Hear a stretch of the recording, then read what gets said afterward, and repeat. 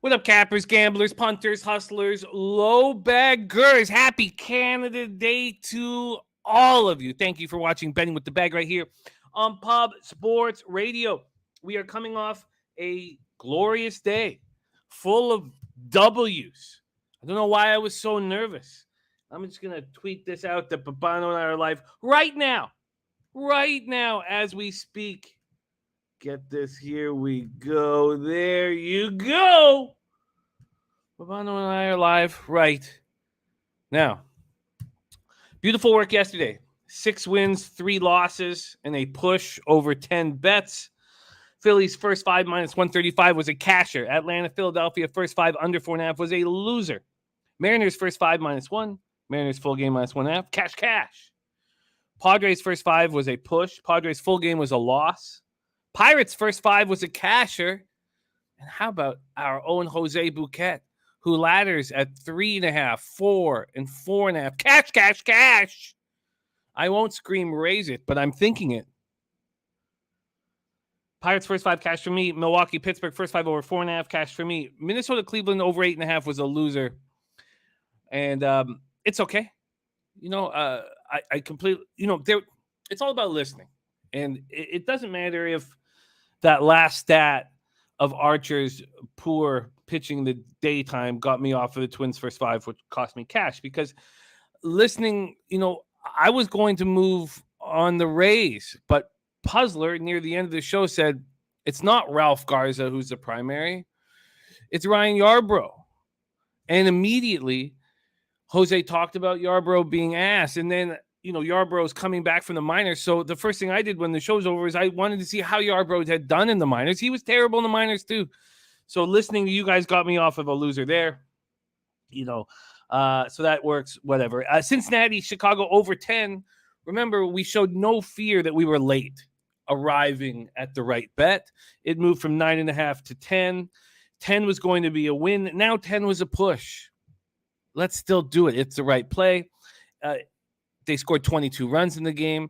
It was 10.5 at opening pitch. So 6-3 plus 2.6 units. We've again reached a new high water mark of the season. We're 161 wins, 136 losses, 54.2%, plus 11.87 units. ROI plus 4%. Average line minus 109. Spectacs. It's not spectacular, but for me, I'm very pleased with it. We had a bad start to the year. I'm very pleased with it. Once we get up 20 plus 25 units, we can start saying nicer things about it. CFL, sometimes when you have a superlative record in a sport like we have in CFL, you hesitate. And I was wrong about the mark. When it was 3.5, I should have just moved immediately on the Red Blacks. When it was 2, I knew not to. When it was 2, I probably should have moved on the Lions. I didn't either. And it was a high-scoring game. Didn't start out high-scoring. Very interesting game. I have bet each other game on the CFL slate. We'll break all that down with Babano here in a second. Shout out to all the cappers joining us. We got Vipe in the house. Viper NB says, what up, fam? Spreadsheet and Taint gave me a winning day. Yankees minus 1.5. Mets minus 1.5. Braves minus 1.5. Locked these in last night. Lines moved like crazy. Interesting. Again, the lines moved against Gonsolin, which I don't know how that's possible. For the life of me, I don't know how that could be possible that the line would move against Gonsolin. And those were the only bets I made. I want to back Marco Gonzalez again and the Seattle Mariners. I haven't done that yet as the markets moved in the A's favor. And I was legitimately thinking I should just bet it anyways and the market would come back. But, we've added a few stats to our breakdowns now that the NHL and NBA are over, and preparing for this 15-game card is painstaking. It takes hours and hours and hours. So I was rushing really until the last minute, and I was like, you know what? We'll just talk it out instead. But Viper is in. He's on the Yankees minus 1.5, Mets minus 1.5, and Braves minus 1.5 for our guy Vipe. I'm going to copy and paste that right now. And there we go. All right. There we go. Vipe ready to get to work. AJ says, have any plans for tonight? I'm not sure. Any plans I have will be revolving around the family, so I'm not sure. We want to do something. There are storms here in the afternoon. So I'm not sure. I would like to take. We have a nice pool that's right on the lake here.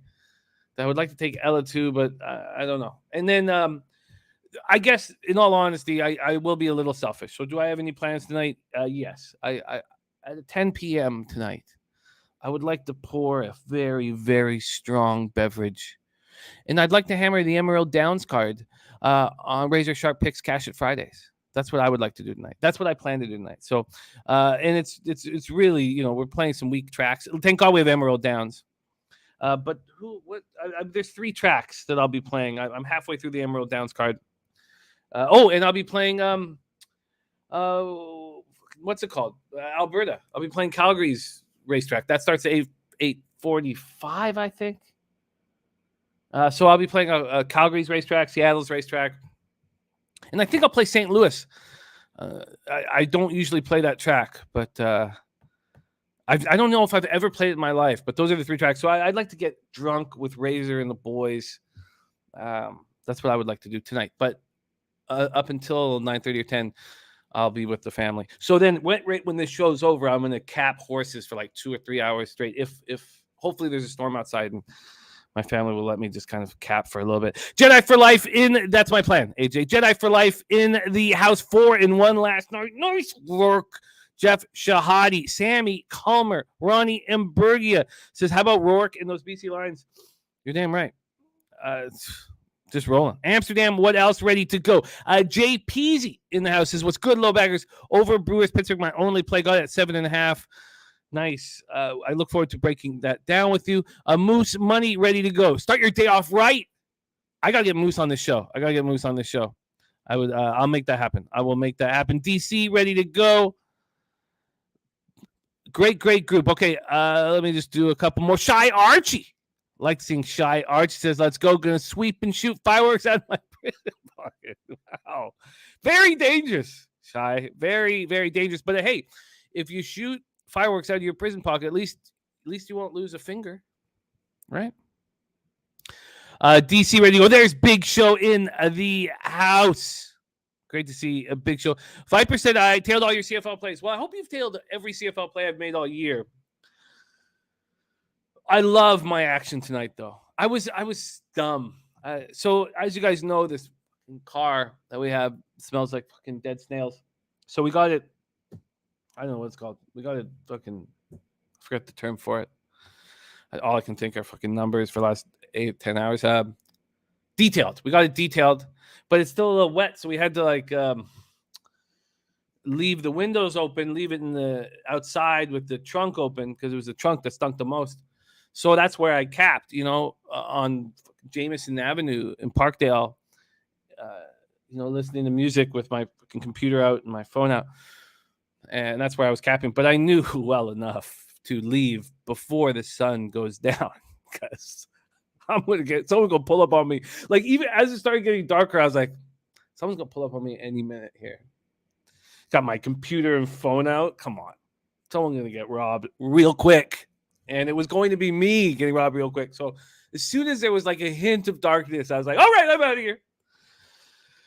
Yeah. So, woo, are you serious? Look at that. I did not know that. Is that something I can say, Jose? Is that something I can say? The newly engaged Big Show. Wow. Congratulations. A Big Show. Man, I tell you what, the main thing I can say to those of us that are locked down is that at least you'll never again go to some horrific, dangerous place chasing pussy. Putting yourself in a very dangerous area just for tail. No longer. I'm safe all time. I'm always safe, except when I'm capping on Jameson Avenue with my windows open and my computer out, I guess. But that's the best thing I can tell you, Big Show. And congratulations. Engaged. Big Show picks engaged. Wow, that's great news, man. I love it. I love it. Big Show is engaged, and he's in our chat. I bet you'll see a lot more. Of them. Maybe he'll be capping hard a lot now. PG 00187 in the house. We got Red Girl, Raven in the desert, Real Deal Prime, Danny Lopez. Jedi for life, Toronto -1 last night.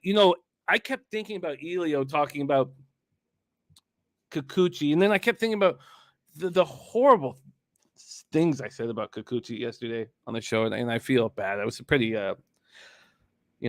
obviously I've lost money betting on him, and now he's pitching for my baseball team, and he's pitching poorly, and I shouldn't have said that, and I apologize to you, Kikuchi. I apologize. Everybody handles death differently, and I don't know what your relationship was with your father, and it hurt very badly when he left, and you weren't able to, get your shit together, and I apologize for calling you out because of that. All right, North Ender, 3 in 1 day. Really appreciate the show. Thank you. There's Dabby Cab in the house. Mally Mal, serious business. Billy Freer says gambling legalization bill here in North Carolina is all but dead. Oh, not good. Well, you know what? I tell you what, with the legalization up here, it's destroyed the whole online poker industry. Now you can only play against fellow Ontarians on Poker Stars and Party Poker. Can you believe that? I mean, now if you don't play in that 9 o'clock game, there's no game for you to play. Only playing against Ontario poker players? Come on. So all my friends are just very, very, very upset. Mally Mal already up $600 today off KBO and FIBA. I love it. Jeffrey Moore 2-2 yesterday. Dabby Cab has moved. On a couple plays. Let's get all of that here. Dabby Cab. Okay, good. Viper says, of course, I always tell you if you have a place, never watching him. Okay, good. That means you're 9-3 on the year. And I'll take that. There's Rodney Barton. B-Lab in the house says, I'm trying to get more involved with the show, posting opinions in the chat and stuff. I love that, B-Lab, my man. Okay, Dabby Cab. So let me just copy and paste Dabby Cab stuff here. The decisions. I see that North Ender says Twins blow up with my only else. The decisions that Baldelli's making with the pitching staff is very difficult to figure out. So he must not have options if he's making some of these decisions. Their bullpen must be worse than the numbers indicate. That's all I can take from that. Okay, we got to get to work. Thank you guys all so much for rolling with us.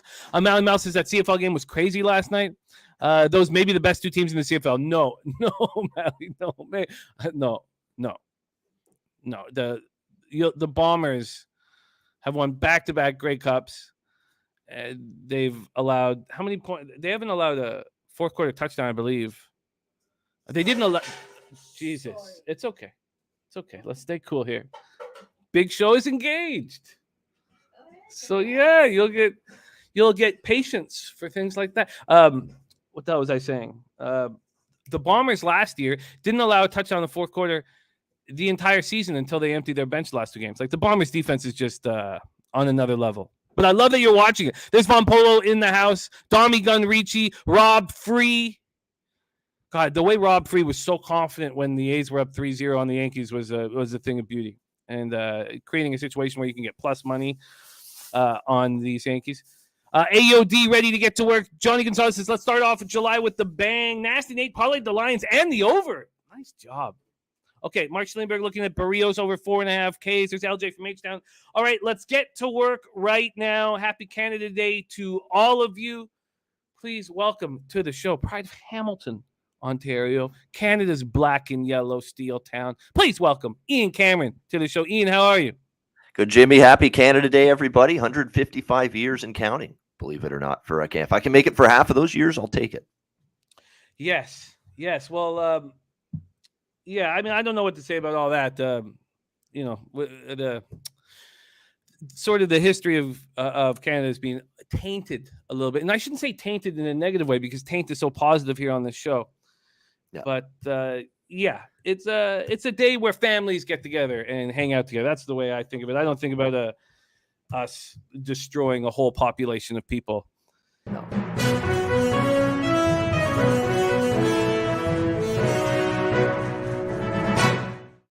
How are you? Welcome to Canada Day. Today's our day, boys.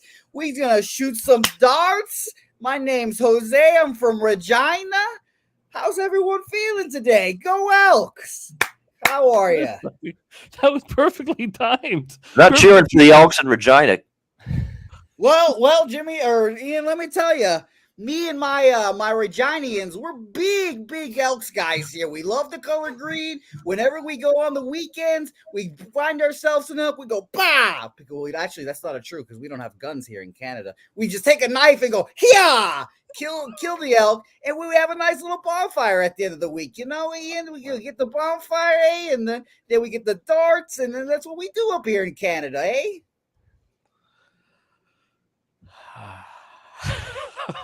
Okay. See, when You are, Brandon Leach goes up, I expect something important to be said, something useful. no, but it was Ian. good. It got me off talking about. Ian. It was the timing. I like the timing. Me and my friends from Manitoba, we get together all the time. We watch the CFL. We love the Blue Bombers, eh? We fucking love them. The Grey Cup's the most proud, historic tradition we have up here in Canada. And let me tell you what. We have a little sandwich here. We've got the greatest country in the north today, Canada. Some shitbags in between us, the 4th. And then July 5th, the true day of champions, Venezuela Independence Day! Okay. I like it. That part made sense. Yeah, the last part. I like it. I like it. Jose loves his Venezuela. Real Deal Prime says push the damn buttons, pal. No, I like it. The best producer in the business right there, Jose Zenyatta, Lamb Bravo. Chop, Yeah. Bouquet. Let's get right to work, Ian. We have a lot of work to do. We're going to start in the Canadian Football League, and we are going to change this CFL corner. We're going to add Babano's face, and we're going to add. So this CFL corner image will change as we want you involved. Don't forget about Gopster, eh? No, we won't forget about Ghoster. You were coming off a 1-1 show here on Friday. You had the Edmonton Calgary over 49. You cashed that easily. Although it was 17-13 going into the 4th, but it felt like an offensive game. And then Toronto, BC, you were unlucky to not cash that over 49. If I had told you the Lions are going to score 44 points, you'd be pretty confident. And I would have put BC on my card had the line not stayed at 3.5 and not gone to the 5.5, 6 it was when we were doing the show. So it is what it is. Yeah, it is what it is. But that's fine. You're 3-3 on the year, and let's get right to work. You will be live tonight at Tim Hortons Field in Hamilton, Ontario on Canada Day, 7:30 p.m. Eastern. These Elks 0-3, 0-2 on the road. At the Ticats 0-3, 0-1 at home. We did think that one of these teams would be 0-3. We didn't think they would both be 0-3. They came in with very different expectations. We expected the Elks to be lousy. These Ticats were in the Grey Cup final the last 2 years, and the favorites come out of the East this year. The Elks opened their season with an ugly 59-15 loss at BC before looking much better in a 26-18 loss at home to Saskatchewan, a game that they were leading going into the 4th and easily could have covered at least, and all the sharps were on Edmonton, and it was unlucky for them. We were not, Babano. We cashed, and I cashed you got me on first half and full game in that spot, and I was very thankful. Then they lose 30-23 to their rival Calgary, so that makes it 10 of the last 11 times those two teams have met. The dog has covered. We cashed on the Elks. We cashed on the team total over, and that was probably my most confident spot of the entire year. And the Elks were leading 17-13 till late in the 3rd. Chris Jones is taking over in Edmonton. He will change the losing ways of this team, but it will take time. Back-to-back road games are very tough. And the biggest angle for me in this one, Babano, is this is a very angry Tiger Cats team. So a lot of teams will take the Elks lightly, not the 0-3 Tiger Cats. I think they are going to put their foot on the throat of these Elks right away. I'm on the Elks first quarter -2 and -120, and I made a mistake. I was waiting for the first quarter to come out, and I was like, the first half was -3.5 and -120. I made a mistake. It moved to 4 at -110, and I still didn't move on it right away. By the time I moved on it, was like maybe 20 minutes later, and it was -115. So I got the first half -4, -115, a betting mistake there for me. This Ticats team's playing their second game at home. We saw what they did in the first one. They were up 24-3 on the Stamps at halftime, and somehow lost that game in overtime. Then last week they lose 26-12 at the Grey Cup champs. They need this win, and they need it badly. They allowed the second fewest points per game in the league last year. They were expected to be even better this year, right? With Micah Johnson at defensive tackle. So the injury issues, I'll let you talk more about the Ticats injury issues, but for the Elks, their defensive back Enoch McConzo, questionable. Niles Morgan, linebacker, out. Aaron Grimes, defensive back, out. John Carter, safety, out. And Dane Evans should be able to exploit this banged-up Elks secondary. Take it away here, Babano. Elks, Ticats. I sure hope so. I remember putting my faith in this team last time they were at home, and they just absolutely folded in the second half against the Calgary Stampeders in that game. But I'm gonna. This is like the last stand from a betting standpoint for me with this team. I mean, I obviously always cheer for them and want them to do well. But if this isn't the spot for them to not only win but destroy somebody, I don't know what is. This is an Edmonton team that's there for the taking. They're going to. I can't believe Chris Jones is doing this, quite honestly. And I'm not saying Nick Arbuckle has been great in the first 3 weeks, but I can't believe he's already switching to a guy that's made 3 passes in the Canadian Football League in his life, and one of them was intercepted in Trey Ford. I can't believe he's doing this. Like, I'm shocked by it. Like, we really think Nick Arbuckle is the biggest source of our 0-3 start? I mean, he's got to really look at himself in the mirror, Chris Jones, to be quite honest with you. You know, you're saying he's going to get it turned around in time. I'm not even sure anymore. I really am not. I mean, this is a horrible roster. They have Kenny Lawler at receiver, which is good. People see Darrell Walker. He's washed up. I think he's washed up, quite honestly, Darrell Walker. When's the last time he's been any good in the Canadian Football League? It's been a long time. So there are issues there. The biggest issues for Edmonton is they suck in the place you can't suck, and that's the lines. The O-line's terrible. The defensive line doesn't get any sort of pass rush. Quarterbacks have all day to throw the football. And now you mentioned the secondary, which actually I think when they're healthy, they can be decent, but that's the problem. They're not healthy going into this game, Edmonton. So, you know, they're saying all the right things. We're built for adversity. Orlando Steinauer with the 0-3 start. I didn't come here to lose.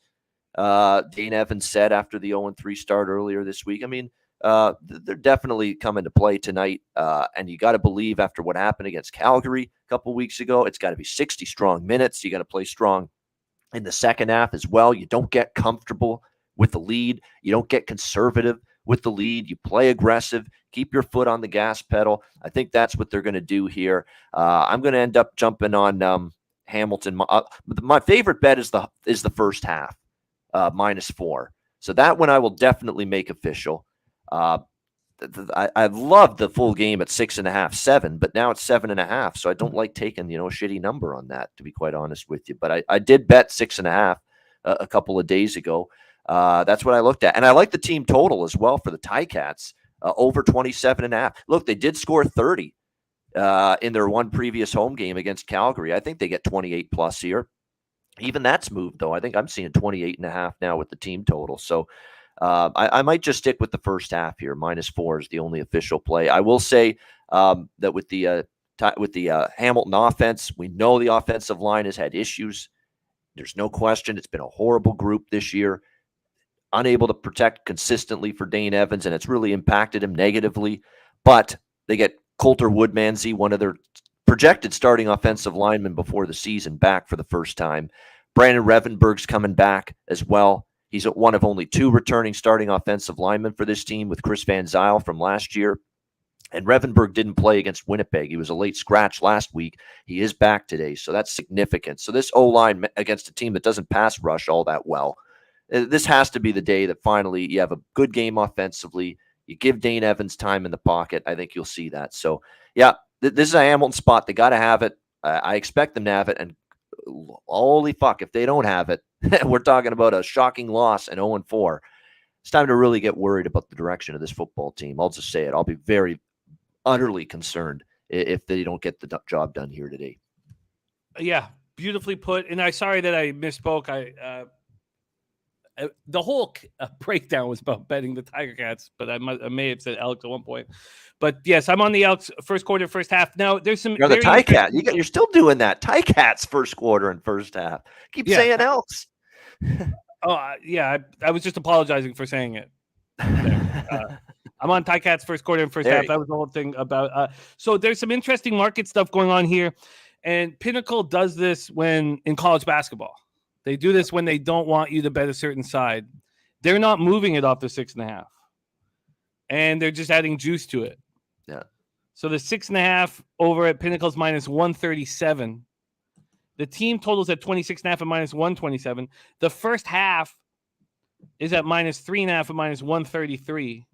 Interesting. I wanted to bring this up because I'm clearly on the Tiger Cats for score first half. You can get the Tiger Cats minus 7 at minus 107 at Circa. Yep. Is that something you want, or you just want to focus on the half?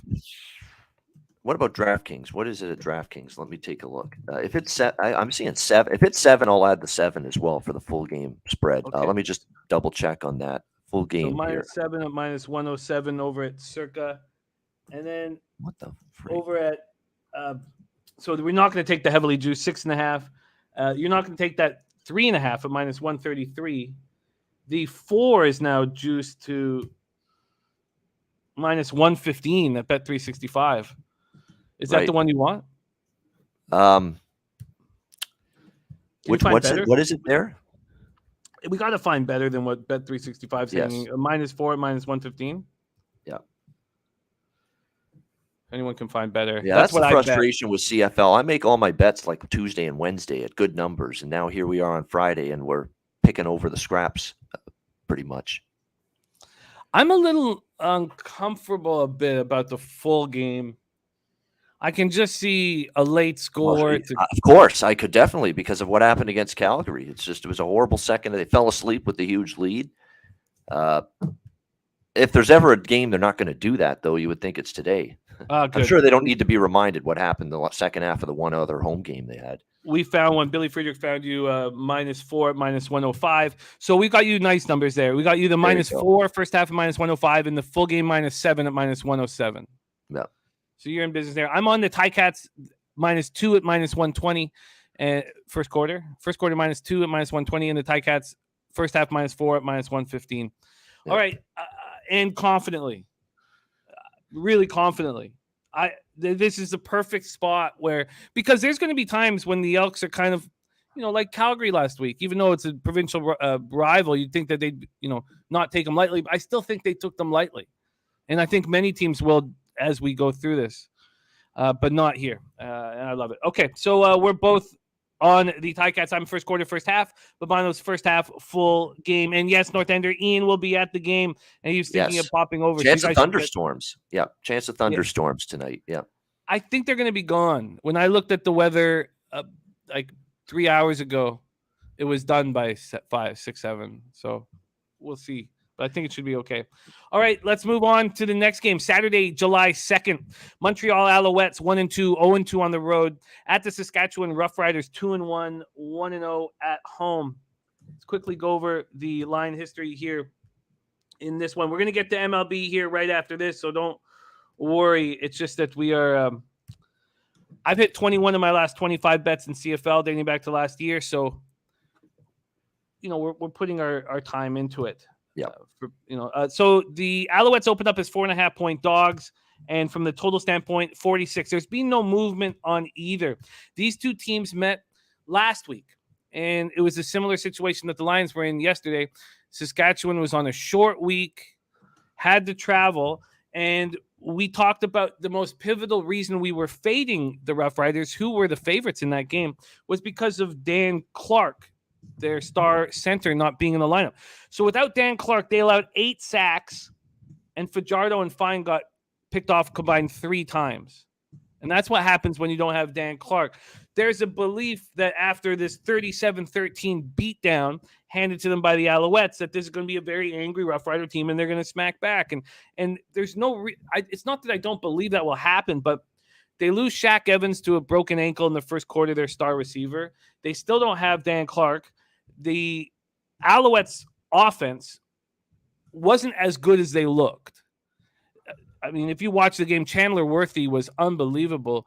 He had he ran an 88-yarder back, but he had another touchdown he ran back, special teams, that was negated from a block in the back that was even challenged by Kari. So they didn't look quite as good. They broke a couple big plays, And Trevor Harris's mobility is going to be an issue because the Saskatchewan Roughrider defense at Mosaic is very good. 13 sacks and 10 takeaways in 2 games at Mosaic.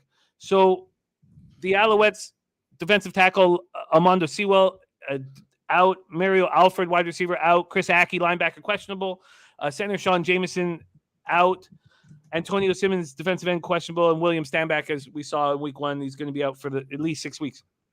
The Roughriders, AC Leonard defensive end questionable, Nelson Lacombo defensive back questionable.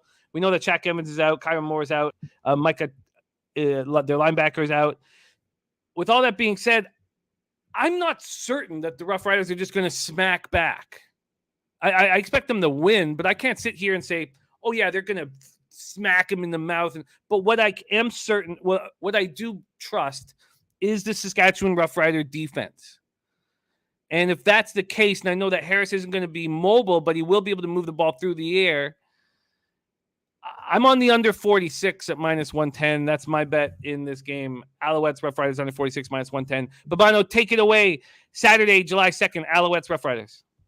Yeah, I mean, when I look at this here, there's some Edmonton money now coming in. Very interesting. Wow. I'm seeing 7s now across the board. Yeah, there we go. So finally a little buyback here on the Edmonton side. So at least you get 7 now for 7 will definitely be available full game, and that makes all the difference in the world for me right now. That's for sure.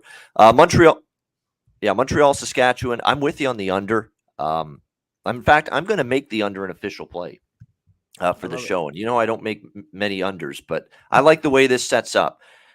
Trevor Harris and the Alouettes were very good last week, but this is I think a very good Saskatchewan defense. That I think back home is going to play better. I think the pass rush is going to be more of a factor. I don't think Trevor Harris is going to play the way he did on the road in one of the toughest environments in the CFL. I could see the Riders bottling up Montreal here a little bit in this game. And I think, Montreal ain't going to get the points they got at home, as far as I'm concerned. And keep in mind, 2 non-offensive touchdowns in last week's win for the Alouettes, both for Montreal.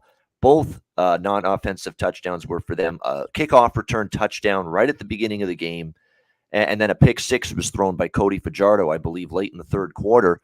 You take those 2 touchdowns away, that game does not go over the total last week with the Alouettes and the Riders. So I expect this to be a lower scoring game, and I still don't think things are right with Saskatchewan's offense. Cody Fajardo has not played great the last 2 weeks. He was okay against Edmonton. He struggled mightily last week. The offensive line, you talk about an offensive line that's got issues. It's not just Hamilton anymore. This Saskatchewan offensive line, they've got injuries. The left guard's banged up. The right tackle's banged up. The starting center underwent season-ending surgery for a season-ending injury yesterday or before last week's game. And the first game without him, that looked like an offensive line that was just not in any sort of cohesion whatsoever.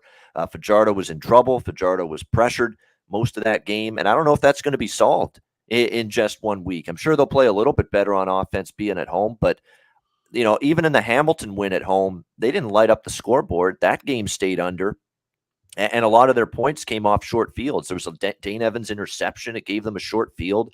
They didn't exactly fire on all cylinders offensively, even in the one home game they've had so far. So I think when you put all things together, 46 seems like these 2 teams are very capable of staying under that number, and I think they will.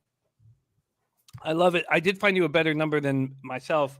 I got you the hook. So you got 46.5 at -107. That's available at Circa.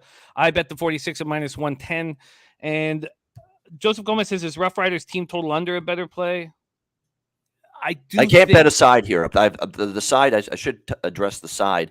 It's Saskatchewan or pass for me. Like, they got embarrassed by Montreal. They're back home. They're facing the same team. They're off a loss. I expect a lot better out of Saskatchewan, but I don't know if their offense is let's lay 4.5 with them offense right now with what I've seen the last couple of weeks. And all Montreal does is either win or play close games. Their 2 losses, Toronto, Calgary, combined 4 points, 3-point loss and a 1-point loss.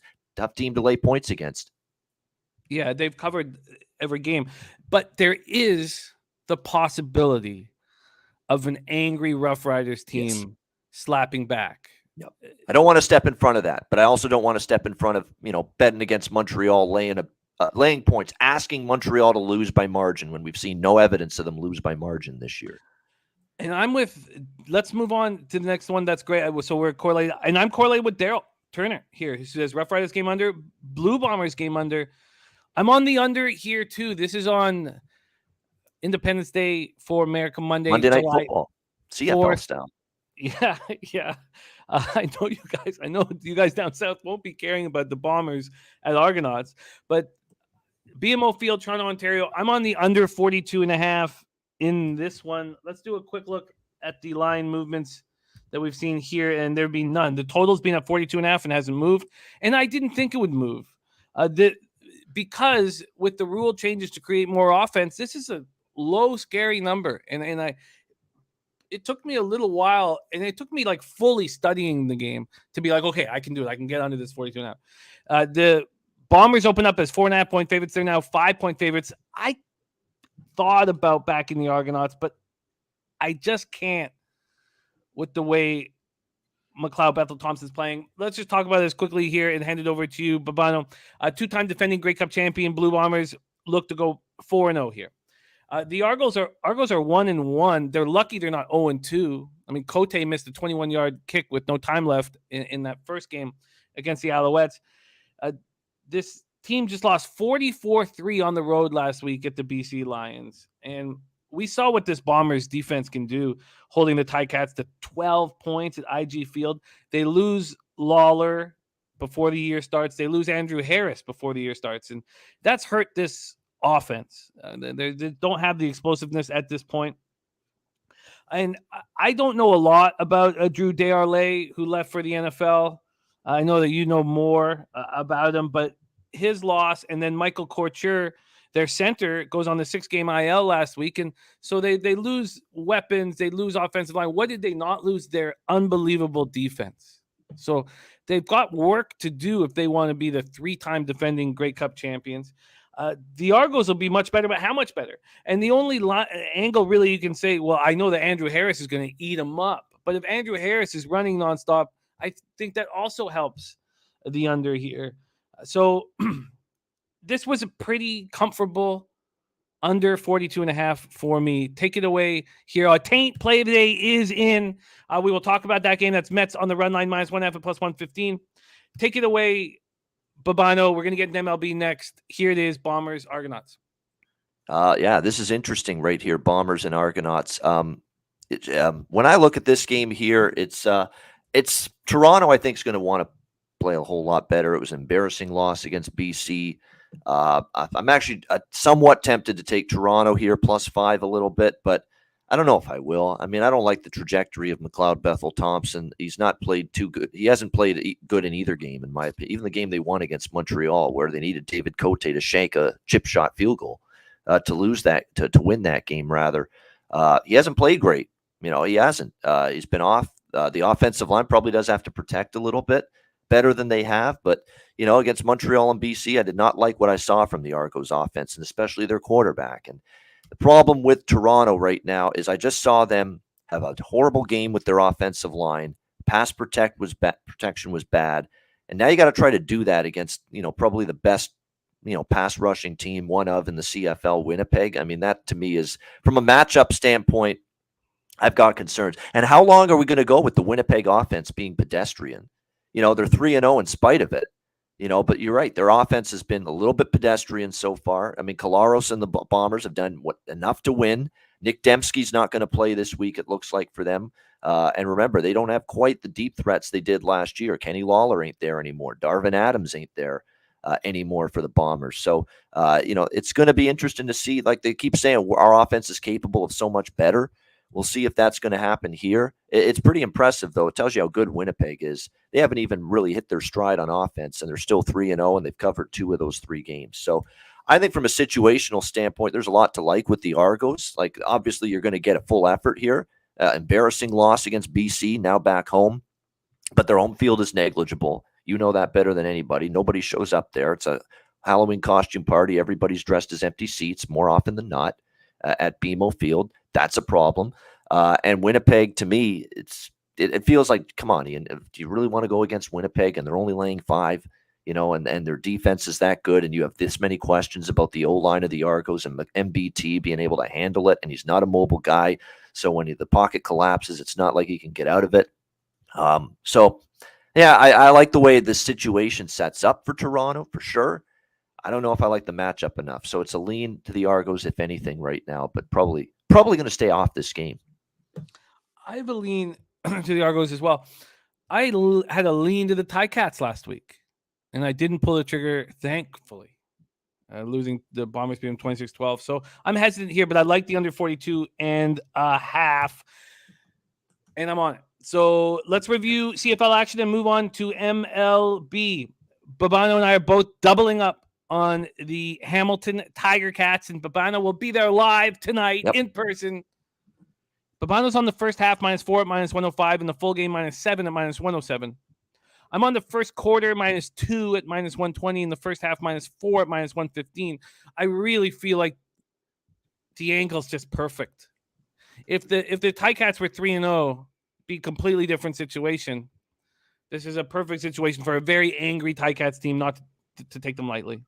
Then we're both on the under in the Alouettes Roughriders. We found Babano under 46.5. I'm on the 46. Love seeing Babano on an under. Then on Monday, July 4th, Independence Day, we're on the under 40. I'm on the under 42.5 in the Bombers game. All right, let's get to work now into MLB. Babano, you've had a couple tough weeks here. The overs weren't coming your way, but you are still in the black overall on the season here on the show, and that's all that matters. You're 51-47, 52%, plus 0.88 units ROI, plus 0.90% average line, -106. You cashed the double up very nicely on the Blue Jays, but the early over, there was a ton of unders on the last 2 weeks on the Fridays that hurt you, but you're still in the black overall. And I'm coming off a juicy 6-3 plus 2.6 unit day yesterday. Phillies first 5 was glorious. Atlanta, Philadelphia first 5 under 4.5 was a mistake. Mariners first 5 -1. Mariners full game -1.5. Cash. Padres first 5 was a push. Padres full game was a loss. Pirates first 5 was a cash, but nobody cashed like Jose Bouquet cashed. Team total over 3.5. Team total over 4. Team total over 4.5 for Bouquet. He just capped that perfectly, and it was fun to follow that game. I was on the first 5 over 4.5 in that game as well. That cashed. Minnesota, Cleveland over 8.5 Lost. It was disappointing. And Cincinnati, Chicago over 10 was an easy casher. And then a huge thank you to Elio and Puzzler, and just listening to you guys to get me off of fading the Blue Jays yesterday. That helped very, very much. Okay, let's get to work right now. Sorry, are they saying a 6? Is this gone to 6.5? Do you guys saying that the CFL game's gone to 6.5? It has. Holy crap, it has, yeah. Holy shit, it has. It has here. Well, the juice has just gone down. Wow, 6.5. Yep. And the 3.5 is here. Wow. God, I'm just not timing things well. That's wild. All right, let's get to work. Babano, we start with a little afternoon Friday baseball, 2:20 p.m. Eastern. Boston Red Sox 43-33, 23-17 on the road at Chicago Cubs 30-46, 50-26 at home. We're at Wrigley Field in Chicago, Illinois. We will start with the weather. Let me just get everything set up here. Start with the weather in this spot, and I'm also going to refresh, see if it's changed. The wind was blowing in pretty strong, 8.7 up to 9.1 and down to 8.1, and it's even stronger now. Now it's 9 miles per hour coming in, but it does go down to 7.8 by the end of the game. So mostly cloudy, overcast, and the wind is blowing in. Let's take a look at the line history in this one here. Hey, I've also only bet one game so far today. I came close to betting 2 others, but got a little cold feet and was like, you know what, just talk it out. That seems to be working the best for me. We have a 15-cent move to the Boston Red Sox, and the total opened up at 9, and it's moved to 8.5, -115 to the under. Let's take a look at the cash flow here right now in the first game, Red Sox Cubbies. 8,360 tickets in. Those of you interested in Sports Insight's line value, they have almost given nothing to anyone. A sliver, couple slivers, but one team has full line value. And the market moved so far against this favorite that I wanted to talk it out because I was going to bet against this. And that's the Oakland A's and Caprillion. Full line value. That's the only one. Here with this Red Sox Cubs game, 8,360 tickets in, 85% of tickets, 83% of the cash on the Red Sox. This moved to 84% of cash. Then 34% of tickets, 73% of cash on this under. Wow, look at that. B-Lab Sports Insight's full line value record. 13-10 plus 4.11 units. 15.7% ROI. Lines were all taken from Pinnacle, available at the time was discussed on the show. Wow, B-Lab, isn't that incredible? Thank you so much for doing that. God, I love that. I love the way we all work together. And that's great. Yep. That is so wonderful, B-Lab.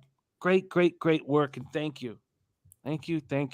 DC says Red Sox are 7-0 in their last 7 games following an off day. Viper Boston 13-4 straight up in its last 17 games on the road, which is even better than it sounds because they lost 2 of 3 in Toronto. Maxwelly says the Sox are hot. John Todd says Boston first 5 minus half, only play I have on this game.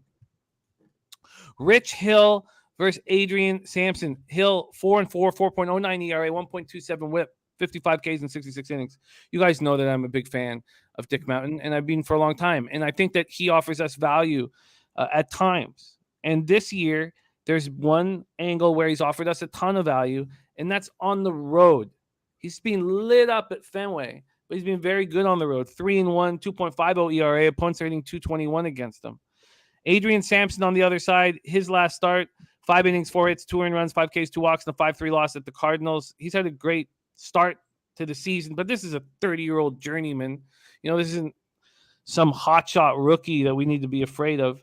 And by the way, the last start for Rich Hill was on the road, 6 innings, 5 hits, 1 earned run, 5 Ks, 4 walks. Red Sox versus righties, 259, 732 OPS. Cubs versus lefties, 253, 741 OPS. They hit them hard. Red Sox bullpen, 3.74 ERA, 1.22 whip. Cubs bullpen, 4.69 ERA, 1.35 whip. Take it away, Babano. First game on the card, 2:20 p.m. Eastern, Red Sox Cubs. Yeah, it's all of a sudden a Cubs team that's hitting a little bit the last few games. Very impressive offensive numbers, albeit against Cincinnati's pitching, and a lot of teams have been hitting, Cincinnati's pitching lately. But no, 15-run outburst last night, 15-7 win there against the Reds and Ashcraft. They just absolutely bombed him. It was very impressive there. Now they turn around, they face Dick Mountain, the lefty, for the Boston Red Sox, who's, I would say for the most part, he's pitched pretty well the last 5 starts. He really hasn't been hit hard since May 30th against Baltimore when he had that really rough go. He's got a 2.5 ERA on the road, good day numbers.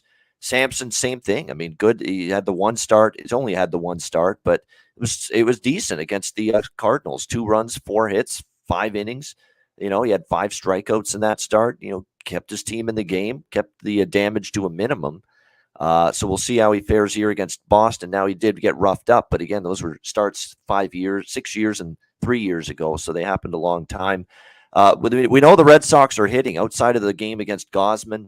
We've seen this team do it even against Manoah. They got a couple of good hits and a home run off him, and that's not easy to do. So this Red Sox lineup is feeling it right now. I guess I'd lean slightly over, but I don't know. I thought Sampson was better than I thought against St. Louis. Hill's been good on the road, and something about 15 runs for the Cubs last night, and then trusting them in a day game, an early game the next day to hit. Sometimes you just see them well run dry a little bit when teams are in that kind of situation. So I would lean over 8.5, but I don't think I'm going to make it official because I'm tightening the belt this week. I fear the Cubs versus lefties a little bit. When you think about, let's do this. Let's take a look at the Rich Hill road starts that have been successful for him. Because I would take Contreras over 1.5 total bases. I've been betting a lot of those this week for the first time because I got more time to look into player props. But yeah, I've been on that Wilson Contreras train for a bit for the Cubs over 1.5 total bases. It's cashed most times. I'd probably bet it again here. Oh, Matty, it's a good question. It's a good trivia question. Who's older, Rich Hill or Jimmy the Bag? It's a good trivia question. I like it. I know the answer to it, but I like it. Let's break down the game log here for Rich Hill. So Cleveland doesn't hit lefties, so he allows 1 earned run. The Mariners don't hit lefties. He allows 2 earned runs over 4 1/3. The A's don't hit lefties. 1 earned run in 6 innings. The White Sox hit lefties hard, and he even shut them down. 2 earned runs with 5 innings. Texas hits lefties. 2 earned runs in 6 innings. Okay, so that angle does not work. That they've just been going up against soft lineups.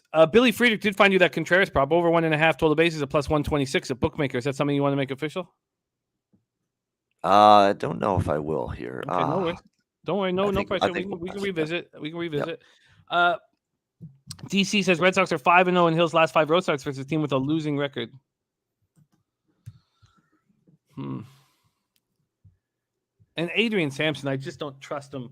But here's a 30-year-old journeyman who wants to be playing. And we are seeing a spot with low volatility, the move towards the under. Nasty Nate says Red Sox smash. Let's just look at Sampson starts before we move on. I know the afternoon. I got to try not to say it out loud. Like I just want to have afternoon action, and it hurts me in the long run. At St. Louis, that was a nice enough start. At home versus Atlanta, you shut them out. I can't do it. Sampson knows this is his last chance, and he's not allowed to run so far at home. Okay. RX saying Sox 7-0 following an off day. I get why anybody would be on the Red Sox here, but I'm not going to. Let's move on to 3:07 p.m. Eastern. Tampa Bay Rays 40-35, 15-18 on the road at the Toronto Blue Jays 43-33, 24-15 at home. And one of the things that happens when we gamble, and it's a thing that you can study. It's a big part of the Undoing Project, the Michael Lewis book. But when you win, you start making smarter decisions. You start being sharper. And when you start losing and you start piling up losers, you start taking bigger risks and you start changing the way you would generally bet. And Elio, or here he's top set in our chat, has been on one. And we're talking a long time now. It's got to be at least I would say he certainly was on one in San Antonio and it hasn't stopped since. And it's important to listen. So, what are the things? Okay, so what did Dutch Boy Fresh change when he went on that massive winning streak on our show here? Well, he simplified everything. It was just sides. It was only sides. Same with Durrell. Durrell was only started betting sides only because he knew that's what he succeeded with. One thing for our guy Elio is he stopped betting on losing teams, even if he liked them. Now, I don't love that angle personally, but it started working. It started working for him, and other things have been working for him. And when we see one of our friends cashing, Jokic 5-year, $264 million. When we see one of our friends seeing things clearly and cashing, we should really listen to what they have to say, because I was going to fade Kikuchi yesterday if it wasn't for Elio. Elio seeing things real clear. Rays, Blue Jays, Rogers Center in Toronto, Ontario. We have storms in the day, but it's supposed to clear up at night. I expect the roof to be open here. But Bono, you thought there'd still be storms at night. Should I double? Let's check this one more time. Let's check the weather one more time, just because I don't. The roof just, when the roof is open, the ball flies. Yeah, thunderstorms at night now. That's changed. So the roof is going to be closed, and there'll be thunderstorms at the game. Okay, so roof is closed. So let's see what that's done with the changing of the market and the total. First off, the Rays opened up plus 125. They took 15 cents of action until 1:15 in the morning, and then it came back onto the Blue Jays. It's now exactly where it ended. And from a total perspective, it opened minus 115 to the under, and it's back to minus 115 to the under. A thing for you guys who are going to be watching this game and thinking about live betting is every team in the league knows this now, is that when Barrios is on, his breaking ball moves 17 inches, an average of 17 inches. Wow. When in his losses, his breaking ball moves 13 inches. The teams all know this. And when his breaking ball isn't breaking, green light to swing at the breaking ball. Wait for a breaking ball, attack the breaking ball. And that's why you see his numbers have been so bad. Though, at home, it's the only place he's been good this year. 3-0 with a 3.18 ERA, opponents hitting 216 against him. On the road, 7.92 ERA, opponents are hitting 326 against him. So for whatever reason, he's been able to put it together and get the movement on his breaking ball at home. Let's take a look at where the cash lies in this one. Toronto, Tampa, 8,814 tickets in. 43% of the tickets and 64% of the cash on Tampa. So bigger bets coming in on Tampa. Then 53% of the tickets and 57% of the cash on the under. Kluber, 3-4, 3.45 ERA, 1.08 whip, 66 Ks in 73 innings, and 66 Ks in just 11 walks. Last start, 6-5 win at home versus the Pirates, who went 5 1/3, 5 hits, 2 earned runs, 1 homer, and 6 Ks. On the road, he's been a little worse than he's been at home. 3.86 ERA, 252 opponents batting average. Rays are hitting just 224, 654 OPS versus righties. And if they don't make a change, they're not going to make the playoffs. Jays versus righties, 254, 749 OPS. Rays bullpen, 3.23 ERA, 1.16 ERA, very good. Jays bullpen, terrible. 4.36 ERA, 1.30 whip. I can't wait to hear your breakdown and analysis of Barrios and Kluber here, Babano. Take it away, Rays, Jays. Yeah, I'm going to go Jays -0.5, first 5. Definitely, I like that. I'm going to trust Barrios here. And his 3 ERA, he's been better at home. And this is kind of like Kikuchi last night. This is I need to man up and pitch well start for Jose Barrios. I gotta bring it here after what happened the last couple, especially the Milwaukee start, which was just dreadful. But now he's back home. He's comfortable here, and the Blue Jays are 6-0 in his home starts this year. So they've won every single game that Jose Barrios has started at home this year. So I like the -0.5 even money in the first 5 innings. I'll do the split. I'll do the full game money line as well, because I do like that Romano is available today, the closer. Obviously, last night he wasn't, but they still got through. And I just don't like this Rays offense right now. They're cold. They're only hitting 214 as a team against righties over the last 10 games, 2.93 runs per game. I think the Blue Jays bullpen is, which hasn't been good, might even be able to shut these guys down. I mean, it's just been a rough go. And look, you're going to have rough lineup. You're going to have a tough time offensively when you've got some of the injuries that the Rays have. Keep Manuel Margot out, Chirinos out. I mean, it goes on and on with the lineup. Brandon Lau out. G-Man Choi's been banged up. So it's just, it's been a lot of key bats that have been missing here for the Rays, and they are definitely having a tough time. So I'm going to end up going with, and I lean over too in this, but I think Toronto's side might be the better look, because Barrios is on this crazy over streak in his starts, but not every game has gone over at home, and most of them have been on the road. So I think it's better to look toward the Jays here, -0.5, and I'll go with the full game money line split as well. I will lock it down. Jose, that's yesterday's record for MLB. I'm high water mark of the year if we could get today's record up, if you don't mind. 11.87 units. That's not including the 6-3 yesterday. And I only care very much because look, I know what it's like when my record's up there and it's fucking negative, and you put icicles on it. Yeah. So, okay. So yeah, give me my fucking wins. But no pressure, no rush. So I got you that first 5 -0.5 at -102. I wonder if I can beat that somewhere. Let me just see if I can go over to. Why isn't this refreshing? The full game I got you at -139. Yeah, that's fine. I would like to see if I can beat these. Let's just move over here. Blue Jays full game here. Wow, -148 over at Circa. So they're not going to be able to beat that. But I will check first 5 run line. Yeah, -103. So that's the best I can find here. Topset says I'm thinking under here. I don't see runs in Tampa, and Kluber's being okay. I would just I'm very curious to see, and I'm going to pop it up here. I'd like to know if just batter pitcher here. So you talked about Barrios at home and not losing, and if you consider that first start of the year, he only went 1/3 of an inning and allowed 6 runs. that his numbers are pretty good. Do you think it's that simple? Just at home, he's bet on, and on the road, he's a fade? We see this all the time with certain pitchers. Home road dichotomy, home road split. And sometimes it's the opposite. They actually pitch well on the road. They don't pitch as well at home. They pitch really bad at home. So, but for Berríos, it's home cooking, and he's been bad on the road. And I trust, like, it's basically time to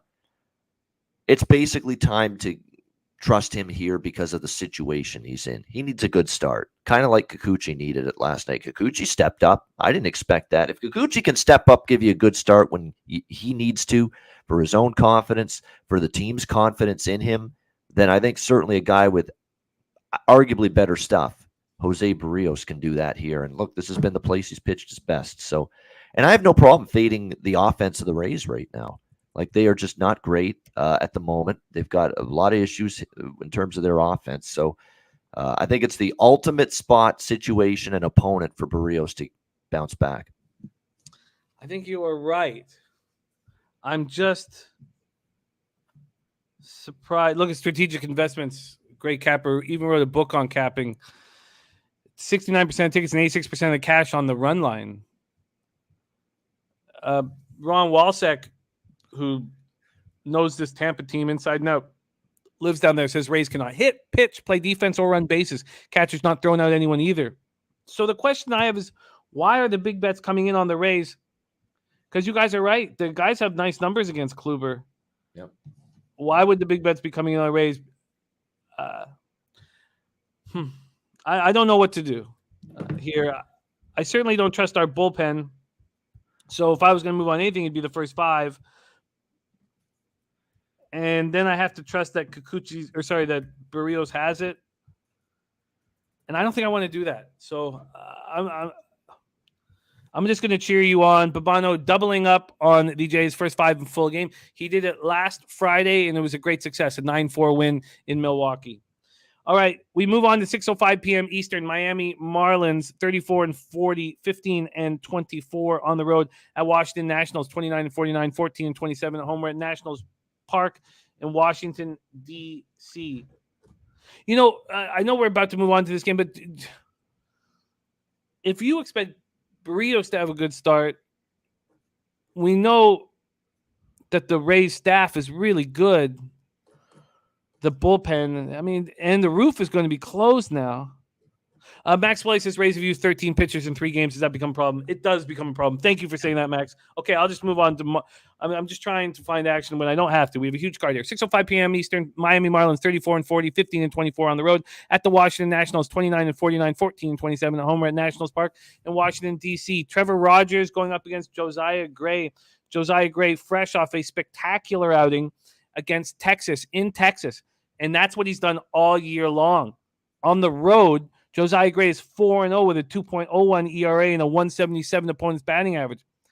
But we're at home where he can't seem to get the job done. 2-4, 5.91 ERA, 244 opponent's batting average. Mike M has moved on the pimp slap play of the day is on Miami first half plus a half. I'm just copying pastes here above the game. All right, let's first go to the weather in Washington. We have 85 Fahrenheit, 8.3 miles per hour out to right. Dies down to 6 by the end of the game, but it's always out. Let's go over to the line history in this one. We have the Nats open at plus 100. They're now minus 135 favorites. Wow. A huge 30-cent move to Josiah Gray and the Washington Nationals. This total opened up at 9.5 and moved to 9. It's at 9, moved to 9 at 3 o'clock yesterday. Wow. Okay, let's see if the cash flow follows both of those. We have 6,254 tickets in. This was one of the slivers of line value. God, I love B-Lab. I love that B-Lab's tracking that. It's just awesome. Fucking awesome.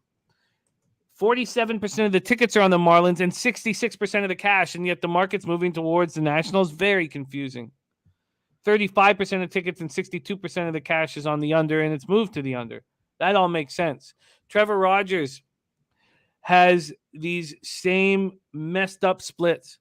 Trevor Rogers cannot pitch at home. 2-3, 8.39 ERA. Opponents hitting 330 off him. But get him on the road, and he's been decent. 1-3, 4.23 ERA, 248 opponents batting average. His last start was an ugly start at home against the Mets. He's had a bad year, 5.86 ERA, 1.63 whip. Josiah Gray, 3.82 ERA, 1.21 whip, has really turned the season around. Still 15 home runs and 75 in the third, but the bulk of those came early in the year. Marlins rating 253, 731 OPS versus righties. Nats 256, 698 OPS versus lefties. Both bullpens are bad. Marlins not quite as bad. Take it away here, Babano. Marlins, Nationals. Oh, I'm tempted by Washington here, first 5. I really am. I like the way Josiah is pitching right now. Yeah, how could you not? He's been dominant the last 3 starts. And be careful looking at the home ERA. Be very, very careful looking at that because a lot of those starts were earlier. His last 2 home starts, I mean, the home ERA looks bad, but the last 2 home starts for Josiah Gray were very good. Shut out Philadelphia in 6 innings, and he held Colorado to 1 run, 3 hits, and 5 innings in his last 2 home starts. It was before that he had all the really, really poor home starts. So he's really pitched well at home, really, since the end of May in his 2 home starts. He pitched great in those last 2 home starts. So, and then you follow it up with what he's done on the road here. The problem is the move. It's just, I would have loved, even money with Washington, but now you're talking minus 130 here. And man, it's just, it's unfortunate that it's moved that much, but it's a big line move. I think it's the right move. I certainly don't have much faith in Trevor Rogers. He's been not good this year, obviously, 5.86 ERA. He's been actually a little bit better away from Miami, believe it or not, but that's not saying a whole lot. And his last 3 road starts, 4 runs, 5 hits, 5 innings against the Mets, 4 runs, 5 hits, 3.2 innings against the Phillies, and then just a horrible one against Colorado, 5 runs, 3.2 innings. So even on the road for him, and even the Atlanta start before that on the road was 3 runs, 4 hits, 5 innings, and he lost that one. And the Mets or the Marlins are only 2-6 with him on the road here. Oh, man, I really want to take Washington here. This is going to be one I'm going to circle back on. Same with the Boston and the Cubs. I lean over in that game. I might add it at the end of the show. I might add Washington at the end of the show, but I definitely lean Nationals first 5 full game split. Very, very, very interesting. Billy Friedrich says grade 2 starts in Miami, 11 innings pitched, 3 earned runs, 13 Ks. Joe Yurkovich says, don't forget Jazz Chisholm is out. 2 starts in Miami. It's in Washington, though, Billy. Or are you talking about versus? Are you taking grade 2 starts versus Miami? Yeah. Versus Miami. Okay. Yeah. And Johnny Gonzalez is on the first 5 Nats minus half at even money. Says Rogers gets touched up again. I find this very strange that there would be. Didn't I cash with Gray on this show? Wasn't it one of the shows I was on that I took Gray and I think I won? I think so too. I mean, I could go over your here. Yeah. Well, you had the Nats last week here, but that wasn't Gray. That wasn't Gray. First 5 and you cashed that full game at plus 138. Yeah. No, Gray was Sunday. I did take Gray in that one on Sunday against Texas, and that one fell short because they were down 2. But he pitched well again. They just didn't score against Texas that day. 3 weeks ago, you cashed on a Gray first 5 at plus 120. Yeah. Yeah. There we go. Huh. I knew I had him at one point on a Friday show. Yeah. No, he's turning around. He's a bet on pitcher for me right now. I don't like this line move. I just don't. Yeah, and I don't understand it really. I guess what's happening here, maybe I can understand it, is there's 66% of the cash is on the Marlins, and the books want Marlins money. That's the only way I can explain it. Why else would there? I haven't seen this at all year, pretty much, where there would be 66% of the cash on one side with a even split. Like the public is on the Nationals, 53% of the tickets. And then they move the line to make it even more appealing to Marlins bettors. Topset says, I think the Marlins reverse line for a big score in the over. I will be looking to bet live, however, and that's pen is trash. Max Weiss says, I don't know if people like day-night stats, but Gray's 2-4, 5.36 ERA in the day, 4-0, 1.27. I would love to know when that was.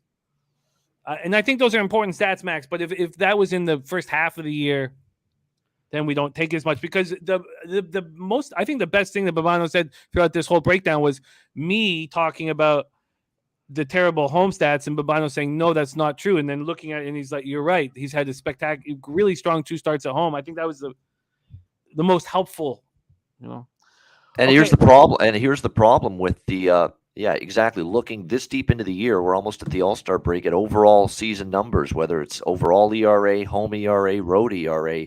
Yeah, it's a bad home ERA for Josiah Gray, but the last 2 home starts, the most recent 2 home starts, the current form at home has been a whole lot better. So it's always, you got to trim it down to those shorter term. That doesn't work for me personally. And everybody's got to do what works for them. But for me, using the entire sample size, and because I go over it at least 4 days a week, I write it all out so I can see when there's changes in the numbers, because I go over it so often. So I know, like, I can see when, like, for instance, the Marlins have a 731 OPS versus righties. I know they had a 750 OPS versus righties a week and a half ago, 2 weeks ago. So I get it here. I like using the entire. See, and then I switch it as soon as the All-Star break comes. I let go of the first half of the year, but it's very important. It was a great note. I think there's 2 things working against me here. One, if I had wanted the Nationals, I should have moved on them earlier, and 2, there's still big bets coming in on the Marlins, and you hear a guy like Elio saying Marlins reverse line for a big score. Okay, so let's move on to 6:05 p.m. Eastern. This was a bet I was going to make: St. Louis Cardinals and Philadelphia Phillies. My whole plan was to bet Michaelis here. My whole plan. Johnny Gonzalez says, what's your free pick if you had one, Jimmy? I would go with you guys supporting the Nationals first 5. I guess, if I had a free pick, I would expect that Josiah Gray would keep pitching really well if I had a free pick. And maybe I move on it, because one of the things about that spot is that I do believe that the numbers against lefties will improve for the Nationals as the season goes on. Okay, so here we go. Cards, Phillies, Citizens Bank Park in Philadelphia, Pennsylvania. I wanted to move on the Cards, but I don't know how to cap Bailey Falter. And all 3 of his career starts have come on the road. And if you put that in perspective, he's been very good, this 25-year-old. And I know that the Cards are hitting lefties hard, but Moose Money says Michaelis out of division has been good this year. In the division, he's struggled. So he's all in on the Cardinals here. All right, let's go over the weather first at Citizens Bank, and then go over the line movement here. Sorry, I passed it. Here we go. 86 Fahrenheit at first pitch, 12.7 miles per hour to right. Very offensive. Now, this has died down. When I was about to move on it last night, it was like 15 miles per hour out. So the wind is not going to be as big as they thought, and it's 8.9 miles per hour out by the last third of the game. Joe Yurkovich says, big-time home run potential in Philly. More runs expected here than Coors weather-wise. Wow. And Topset on the other side with the under. Let's take a look at what the line history has done. Here we go. Line history for this one. Michaelis Falter. First off, there's been a 10-cent move to the Cardinals. So not much. There has only been a 5-cent move. I guess there had been a full 10-cent move when I was looking at it because it was last night. So, okay. Then from a total perspective, opened up at 9.5. The first move was to the under to the 9. It's back at 9.5, minus 105 to the over. Let's take a look at the cash flow in this one. I imagine there'll be a lot of money bet on it. St. Louis, Philly, 7,641 tickets in right now. 79% of the tickets, 83% of the cash is on St. Louis. And the market not really moving that quickly in their direction. And then, listen to this, 54% of tickets and 97% of cash on the under, which is strange. Very strange. Under at 9.5 is juiced. Domi Gunrichi agreeing 100%. Moose Money saying Faulkner pitched well in short bursts, but getting stretched out as a starter has been very difficult for him. Jay Peasy likes the Cards. DC says Cards are 13-3 in the last 16 games as a starter with a whip greater than 1.30. And Bailey Falter's whip is at 1.40. 0-2, 4.50 ERA, 1.40. His last start at Washington, 5 innings, 3 earned runs, 2 homers, 4 Ks, 1 walk. And as I said, he's never pitched at home. He's never started at home. He's come out of the bullpen at home. Cards bullpen 3.69 ERA, 1.24 WHIP. Phillies bullpen 4.05 ERA, 1.36 WHIP. Take it away, Babano. Cardinals, Phillies. Yeah, I mean, I lean Cardinals. I just don't want to lay $1.30 on the road. I mean, and I know they hit lefties very well, and I'm not a big fan of Bailey Falter. I'm not. Personally, I'm not. His number's 4.5 ERA, 5 ERA at home. How about the recent starts at home? They've been are not great. Actually, none of his starts have been at home, believe it or not. All the home ERA numbers are based on him in relief earlier this year. But, overall, he's not going to give you a ton of length. You're going to see a lot of Phillies bullpen. Michaelis continues to be good. I mean, I thought there was a time there in late May that he was starting to get hit a little bit harder. But boy, he's turned that around here in June. The last 4 starts, he's given up a grand total of just 5 earned runs in his last 8, 16, 22, 28 innings. I mean, he's been excellent. So I do like the Cardinals here, but I don't know if I love the price enough. Again, there's a lot of these games where the price is either not what I want or it's climbed since, the show started. And so we'll circle back, but lean cards, throw this in the lean category with the Red Sox over and the Nationals, and we'll see if we get back to them and make them official at the end of the show. Yeah. Viper leaning over. Don Max says Falter getting barreled over 10%. I guess after talking it all out, I still want the Cards, but I don't want them first 5 because I'm curious to see what this kid can do at home, first start at home. We need to get to the bullpen. That's what we've all been talking about. I just find it funny that there would be 83% of the cash on the Cardinals, and the line just wouldn't be moving much. But I guess it did initially. I mean, the first move, though, was to the Phillies. I don't know. I guess I haven't got that much more confidence here. Dommy Gunn said, we did see another pitcher coming up yesterday for Oakland who he said got crushed. Yeah, no, that was great. That made my night. Okay, so Cards -1. I guess I'll put some asterisks, but still with question marks. And Topset liking them both to have a nice start here and pitch to the under. A couple of good total base candidates here. Goldschmidt, Yepes, and Carlson for St. Louis. They're all hitting very well right now. Good total base candidates there for me. Okay. I'm leaning towards Cards, but with some hesitation. Johnny K is on the Cards. Again, I mean, everyone's on the Cards. I guess it's not. Do you think that it's not moving too much because look, they're already a big road favorite here. They're 19-19 on the road. Yep. So do you think that it's sort of lined correctly? Maybe that's part of that's the one thing I can think of that the people are seeing. What I'm seeing is that we like the Cards. We like Michaelis. I don't trust Falter. They hit lefties well, but do we want to lay $1.36 on the road and cut some of the fat out of your diet is what I might be doing here with this game. Strategic investments is correlated with taint play of the day. Let's get this here. We will talk about that spot in the Mets game here in a little bit. Let's continue to roll. Next up, 6:40 p.m. Eastern, Atlanta Braves 44-33, 20-16 on the road at Cincinnati Reds, 26-49, 12-23 at home. We're at Great American Ballpark in Cincinnati, Ohio. We'll start with the weather in Cincy. 92 Fahrenheit, feels like 97, 9.7 miles per hour, right to left, but out to left field, and not just to like the left field pole. Like it is a little bit out.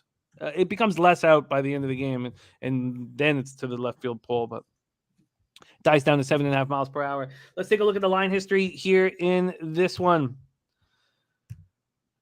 Reds at home to the Braves. Fried versus Mike Minor. God, Mike Minor's just been atrocious. Yep. And there's been an 80-cent move to the Braves. So I had an opportunity to come in on the -1.5 when it was -245. And even that I thought was too expensive. So now it's moved to -280. So an 80-cent move to the Atlanta Braves. It's funny. I didn't predict what has given me success in MLB over the last couple of years. And what's given me success is working with you guys and studying the market. I thought when I watched other people succeed at baseball, it was, they would buy in on favorites, but they would bet the favorites the night before. And here it would have worked nicely. You could have got the Braves minus 200 when the line came out, and then you could have got a decent minus 1.5, decent enough that you could have bet them on the minus 1 line. Now you just can't do it. This total opened up at 9.5. The first move was to the under, went to 9. It was at 9 for hours, and then it's come back to 9.5. So it's come back to 9.5 lately. Top Set said I bet the Braves early at minus 1.5. Says easy money. Moose Money says let's move this Braves line 20 cents more so Jose can hop on the Reds. I'm sure that's not what Jose wants to do, but he is confidently smiling with a hockey mask on.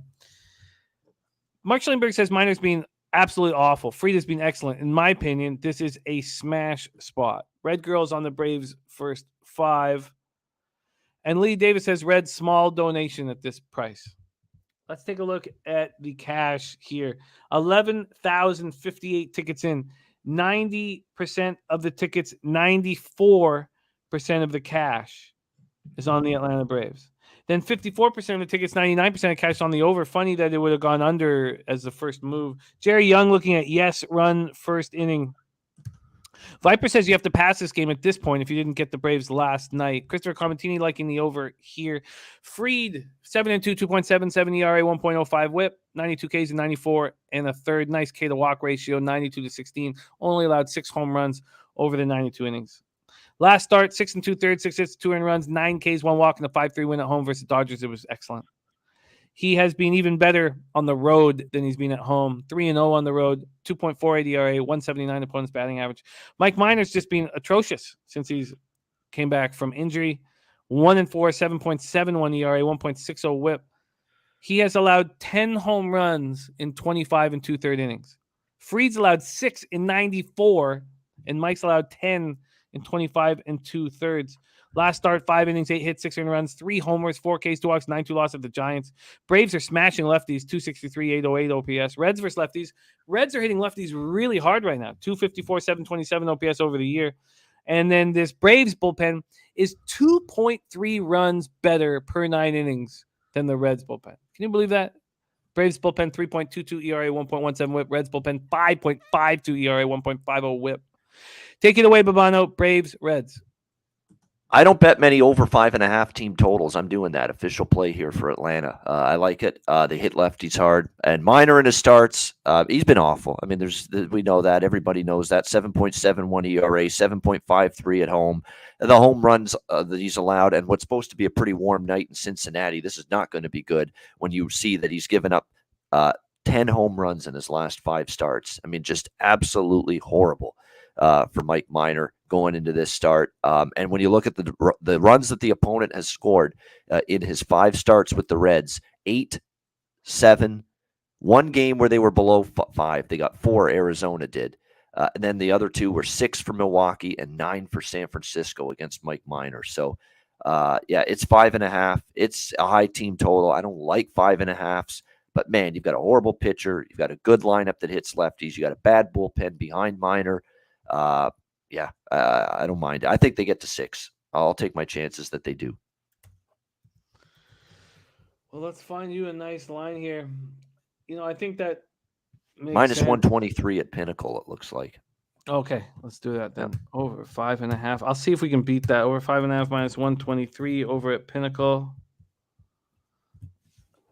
And let's pull that out here at Circa and see what we can get you for a team total. And here we go. Sorry, just take 1 second here and let's line chop and get you something nice. That 9.5 juice to the under, which is strange. Braves team total. Wow, beautiful here. Minus 112. All right, even better. Yeah. Minus 112 over 5.5. Minus 112. Keep in mind, he's given up 6 or more. The opposing team has scored 6 or more in every start but 1 that Minor has made. And it was Arizona, which is a weak lineup. So I get it. Yeah. I get it. Slow Jams Arsenal says overcash easy yesterday with the Cubs right back to the well. Full game over for Slow Jams. All right. So Babana moving on the team total over 5.5 minus 112. I guess I should have just moved on this. Look. Last night I said I was going to be on Atlanta in some form here, and I figured team total is now the best way to go. Certainly, the full game over could get there, but I don't want to do that with Fried. I don't want to have to worry about the Reds doing anything against Fried, and I like Fried quite a bit. He's pitching well, and he's not giving up home runs. If you'll notice, yeah, he's been excellent this year. And yeah, not a lot of. You'd think a vet like Miner would have seen this Braves lineup a lot, but that's not the case. No. Matt Olson's seen him 14 at bats and doesn't hit him, but he's just pitching poorly right now. So I can understand the look. Not for me. There's Tease. Great to see you, my man. Thank you for joining us. We move on. Milwaukee Brewers at Pittsburgh Pirates. This was a bet I came very close to making right before the show started. And I was like, you know what? I'll just hold off. It looked like the market was going against me. Maybe it will continue to. But I want to go under the first 5 total in Brewers Pirates. The good thing about this spot is if we're talking Pittsburgh Pirates, we're talking Jose Bouquet's Say Hey play of the day. So let's bring him on right now. Say Hey play of the day, the star of that show, Jose Bouquet in the house. Jose, how are you? I'm doing well, Jim. I can't complain. A lot of snow up here today. It's odd here in Regina how it's going, but hey, that's what we do. We shovel, we grind, and we watch the Blue Jays, eh? Sure. It sounds like a good Canadian boy. Jose. About Regina Pats hockey, do you go and support them? Let me tell you, season ticket holder for 20 years right here, Bobano. There you go. All right. One thing that what Jose is doing, it reminds me of Toite Latte doing the same thing with the Cincinnati Reds. I believe he made $10K in a month, and he was just hammering team total overs. And he was doing first 5 team total over, full game team total over, and then he was betting the Reds it was the Reds. He was betting them as well, but he was focusing on the team totals. And what you're doing is, I love it, and it makes me think. I wish that was the only bet you could make. If you didn't bet anything else and you were only betting the Pittsburgh Pirates each day, the problem is that we study sports all day long, and there's other spots that we want to attack. But I love what you've been doing with the Pittsburgh Pirates. Jose, we're at PNC Park in Pittsburgh, Pennsylvania. Let's start with the weather here in Pittsburgh. 87 Fahrenheit, feels like 91, 8.9 miles per hour out to left field. Right to left is the wind, and it's almost to the left field pole, but still the left field. And then we'll take a look at the line history in this Pirates-Brewers spot that we broke down so beautifully yesterday and cashed enormously. There has been a 5-cent move to the Pirates. The Brewers have gone from minus 210 to minus 200. But interestingly enough, they had gone from minus 210 to minus 185. And they were even at minus 185 at midnight last night. But they've come back to minus 200. Then from a total standpoint, we open up at 7.5 to the under at minus 115. It's now a pick 'em. So let's take a look at the cash flow here in this Pirates Burns Contreras start. 90% of the tickets, 93% of the cash on Milwaukee, and the market not moving in their direction. I mean, that's a red flag. 46% of tickets and 71% of cash on the over. Joe Yeager says Pirates lineup could have 8 lefties in it. Going up against Corbin Burns, who has been spectacular on the road this year. Overall, 6-4, 2.41 ERA, 0.92 WHIP, 119 Ks and 93 in the third. Last start, 7 2/3, 5 hits, 3 runs, 2 homers, 9 Ks, 2 walks, and a win at home over the Blue Jays. That was impressive. Blue Jays are a tough team. On the road, though, 3-1, 1.64 ERA, 194 points batting average. Roansy Contreras, another sign that this Pirates team could be really good in the future, unless they trade him, away for scrap. 5 innings, 4 hits, 1 earned run, 4 Ks, 5 walks, and 4-2 loss at the Rays. 2.76 ERA, 42 Ks and 42 in a third allowed, 5 home runs. Brewers rating 240, 739 OPS versus righties. Pirates numbers are improving, but 223, 668 OPS versus righties. Brewers bullpen 3.50 ERA, 1.19 WHIP. Pirates bullpen 4.37 ERA, 1.36 WHIP. Without further ado, Jose Bouquet, Brewers Pirates. What's your move? Well, Jim, it's a very interesting matchup we have here. I hope the boys in the dressing room really get amped up for this one. I'll say that. I really hope that, maybe Brian Reynolds went to Tim Hortons before. Maybe he went to the smokehouse, the barbecue smokehouse, Jim. I'm sure that's right around your area. I think maybe they go there. I don't know. I think it's a tough choice here, Jim. And truthfully, Jim, I will admit the Pittsburgh Pirates have slowly and quickly become my favorite team to watch in baseball. O'Neal Cruz, we've got all the young boppers. They only hit home runs. It's a good time. I love it. Jim, do you want to go to the Pizzeria Defina? Defina. Do you want to go there today and celebrate some Canada Day and watch some Pirates baseball? Because, Jim, I'm on Team Total over 3. Team Total over 3 at plus 110 for my Pittsburgh Pirates, eh? Say hey, play of the day, Pirates, team total over 3, and you're getting plus money at that as well. Plus 110, eh? I thought about the 2.5 honestly, but minus 130, a little too juicy, The ladder yesterday, shout out to Ski, of course, was very fun. Those are really ultimately my only 4 plays that I made today, where 3 of them were that ladder, and it was a great day. Eh? I could not complain about it at all, and I'm gonna go back to it here. I think it's gonna be a great time. Jim, maybe you can go to the Welcome Guardian Pharmacy, and perhaps you can pick me up some heart medication, because if my Pittsburgh Pirates do it again, then I might have to go 6 to midnight, and the heart medication might have to be brought out, eh? That makes sense. You're very, very excited about this baseball team, and for good reason. Jose Bouquet. What is your overall record now in MLB? Jim, that's an excellent question, eh? Let me pull up my record as I think about going to AM Bagels soon.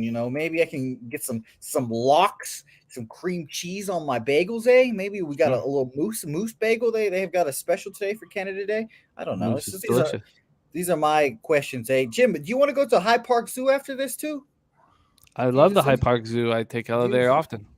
Okay, great. Let's go to the High Park Zoo after me, you, Ella. We can celebrate a lovely Canada Day and wishing an Ella a very happy graduation from pre-K. Eh? Oh, but thank you. My record, by the way, you never sent me that video.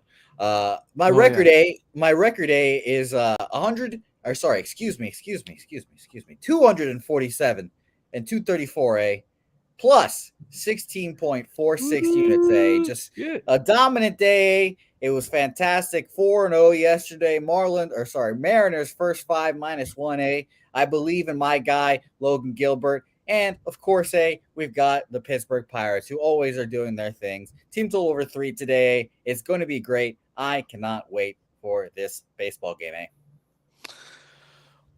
Beautifully done. Babano, the floor is yours. Brewers, Pirates. I had interest in this first 5 under 3.5. The bets have come in on the over. I wonder if it's just backing how well the Pirates have hit lately. But looking at Burns on the road, and one stat I did mention. So we have Burns 3-1, 1.64 ERA, 194 points batting average on the road. Roansy Contreras at home. Now I know we're only talking about 18 2/3. He's 2-0 with a 0.48 ERA and a 174 opponent's batting average. How do I not take the first 5 under 3.5? I was shocked that it wasn't moving in my favor. Take it away, Babano. Brewers, Pirates. Yeah, I don't want to bet against Burns and the Brewers. I don't want to bet against the Pirates lineup, and I don't want to bet against Contreras either. And I don't want to bet over, and I don't want to bet under. I think it's a tricky game all around. So to me, I'm staying off it. Well, let's just see exactly what I would get right now here if I moved on the... Bobano, while you do that, Jim, I would like to offer you an invitation to the Museum of Contemporary Art. Would you like to perhaps go enjoy some Canadian culture with me? It's Canada Day. Why not, right? All right. Let's get back to work here. Although Jose has brought some levity to the show. Yes. But it's not just that. He's a winning capper, and he gets to do whatever he pleases on the show. He's a winning capper, and winning cappers get to do whatever they please, and he's celebrating Canada Day for us. So he's a good man. the invitation to the Museum of Contemporary Arts did surprise me there. But, he's more than meets the eye. That man, more than meets the eye. Why would this – let's bring Jose back in for a second. I'd like to hear from both of you guys. Why would the market be moving towards – so the first 5 under 3.5 went from minus 115 to minus 110. Now it's at plus 100. Why would that be? If we know what Burns does on the road, we know what Contreras does at home.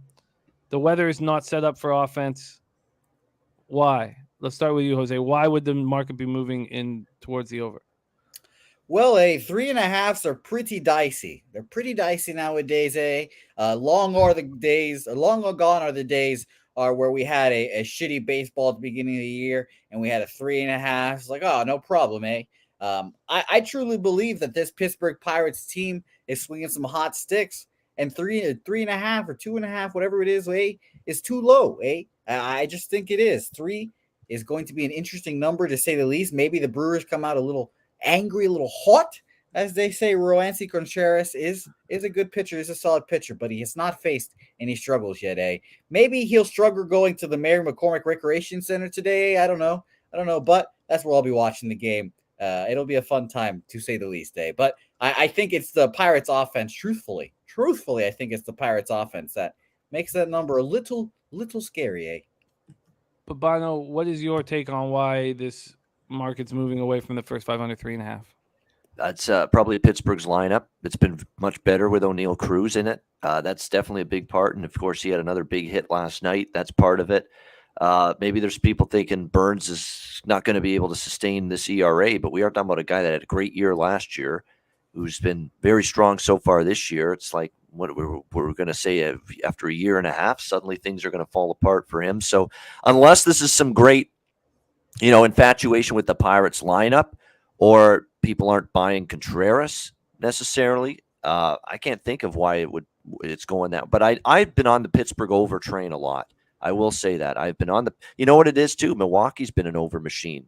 And sometimes people like riding the streaks. There's 7 straight overs for the Milwaukee Brewers. And one of those games was a start made by Corbin Burns. So just a lot of people that probably see, hey, Milwaukee's gone over the total in 7 straight games. Let's keep riding it. Yeah. That's because 89% of the tickets, 93% of the cash on the Brewers. 46% of tickets, 71% of cash on the over. Milwaukee, 4 straight no runs in the first inning on the road. Okay, well, I don't know what to do on that first 5 under 3.5. I want to bet it, and Jim, I can tell you what to do. Let's go to Dufferin Mall today. Let's figure it out. Let's go to Toys R Us and let's hash it out with Ella. That is our mall, Dufferin Mall. That is the mall we go to. So anytime you want to go to Dufferin Mall, man, I'm right there beside you, buddy. Good. Let's go to Taco Guys after. I don't know Taco Guys. Uncultured. Why do I know more about Parkdale than you, Jim? Come on. I'm Canadian, I know all this shit, I'm gonna go to fucking Tim Hortons right after. Well, we could do that for sure. Let's move on to 7:10 p.m. Eastern. Kansas City Royals 27-47, 13-22 on the road at the Detroit Tigers, 29-45, 18-22 at home. We're at Comerica Park in Detroit, Michigan. We will start with the weather in Detroit. Here we have rain in the forecast. Interesting. Does RotoWire think this game will go? They do think this game will go. They only have 26% rain. Okay. 84 Fahrenheit, feels like 87, 11.9 miles per hour out to left field. It does become right to left towards the left field pole, so it doesn't affect it as much as it will affect it in that first few innings. Take a look at the line history in this Royals-Tigers spot here. Keller and, it's Faedo. It's not going to be Pineda coming off the IL. Do you guys have Faedo here? Who do you have? I thought it was going to be Pineda. I thought it was going to be Michael Pineda as well. Yep. Okay. Let me just go over to RotoWire has Pineda as well. Okay, so let's just focus. Expect it's Michael Pineda. Yep. That's how I capped it. So let's figure that. There's been no movement. This came out minus 120. It just came out, so there's been no movement. I guess for good reason. It just became available. And this total's at 8 minus 105 to the under, which means there'll be very few tickets in on this game. We have here just 933 tickets in. So that's not taking too much, but 33% of the tickets early are on the Royals and 91% of the cash. It's 50-50 on the total. They haven't given us a cash amount at this point. Okay, Royals, Tigers, Comerica Park, Brad Keller on the hill. 3 2/3, 8 hits, 5 runs, 4 in runs. No homers, 4 Ks, 2 walks, and a 9-7 loss at home versus the A's. It was strange because he had just shut down the A's over 7 1/3, saw him back-to-back, and it was that zigzag situation that we see so often when the pitcher sees the lineup twice in 5 days. Brad Keller, 4.56 ERA, 1.34 whip on the season. On the road, he's a little bit worse than he is at home. 1-4, 4.98 ERA, 265 opponents batting average. Pineda's been out since mid-May due to a fractured middle finger, right middle finger. And I'm not sure, it's not an arm injury, but it's a hand injury, and it will affect how he holds the ball. I wish Dabby Cab was around to talk about how that would affect. 3.22 ERA, 1.07 whip, 22 1/3, 12 Ks, 4 walks. Royals versus righties, 236, 660 OPS. Tigers versus righties, 213, 585 OPS. Royals bullpen terrible, 4.63 ERA, 1.49 whip. Tigers bullpen strong all year long, 3.17 ERA, 1.18 whip. It looked like they were going to dip for a second, but they can be trusted. Take it away, Babano. Royals, Tigers. Yeah, this one's a great mystery to me because Brad Keller is what he is. I mean, it's just one start he can look pretty good, and one start he's terrible.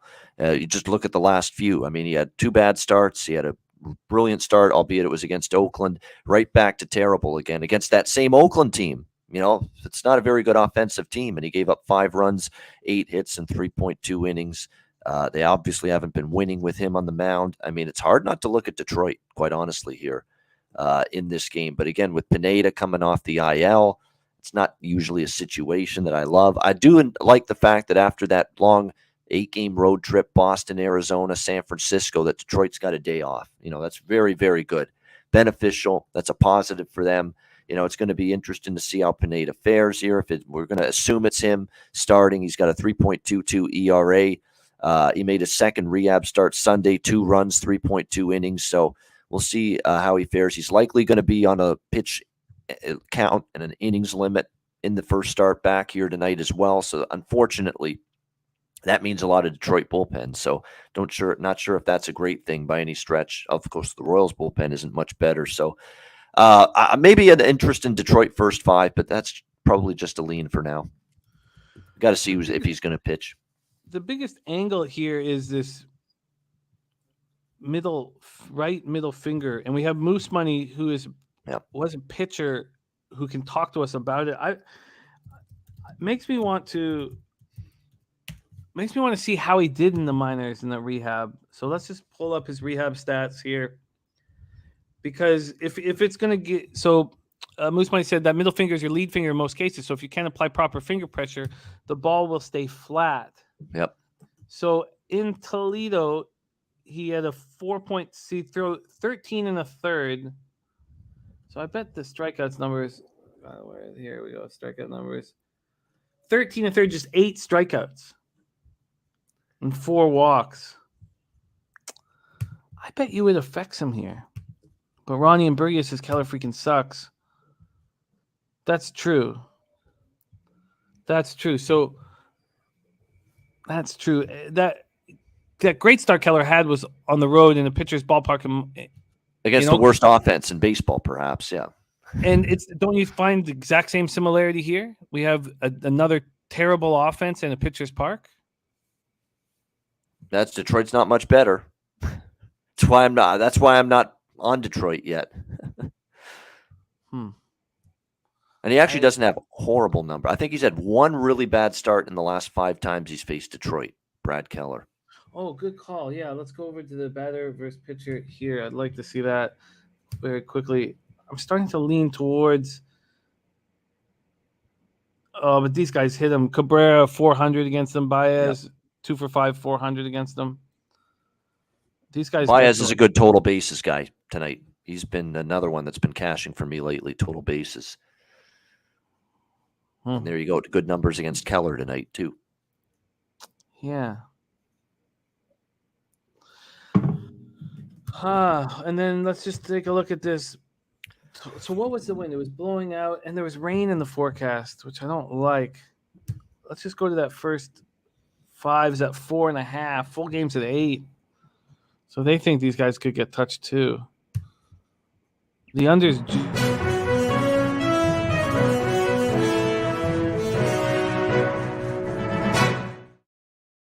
Breaking news from the National Hockey League, hey?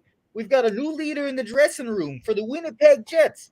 Rick Bowness has taken the lead, and he's going to leave the franchise and the organization. Time to tip. Wow. Rick Bowness. That's Rick a Bowness surprise to hire. the Jets. Holy crap! I love the Lalonde hire in Detroit. I think. Yeah, there it is. Working hard to finalize a deal. Yeah. I love the Lalonde hire. Do you like the Detroit Red Wings hire? I mean, that guy has just come. I do. I mean, he comes from a winning pedigree, a winning franchise, a great. When you're a John Cooper pupil, you're basically. I think you're a student of John Cooper. You come from his coaching tree.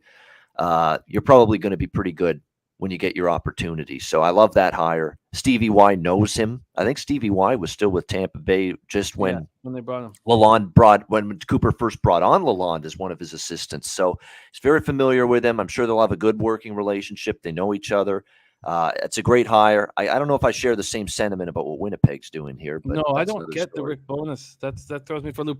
But if you look at Lalonde, everywhere he's gone, he's won. Everywhere he's gone. Like, it's uncanny. He's got incredible numbers. So I love the signing for the. But he did take him to a Cup final, Rick Bowness, a few years ago in tough situations. Very tough. There were a lot of people that were kind of either loved him or hated him in Dallas this past season.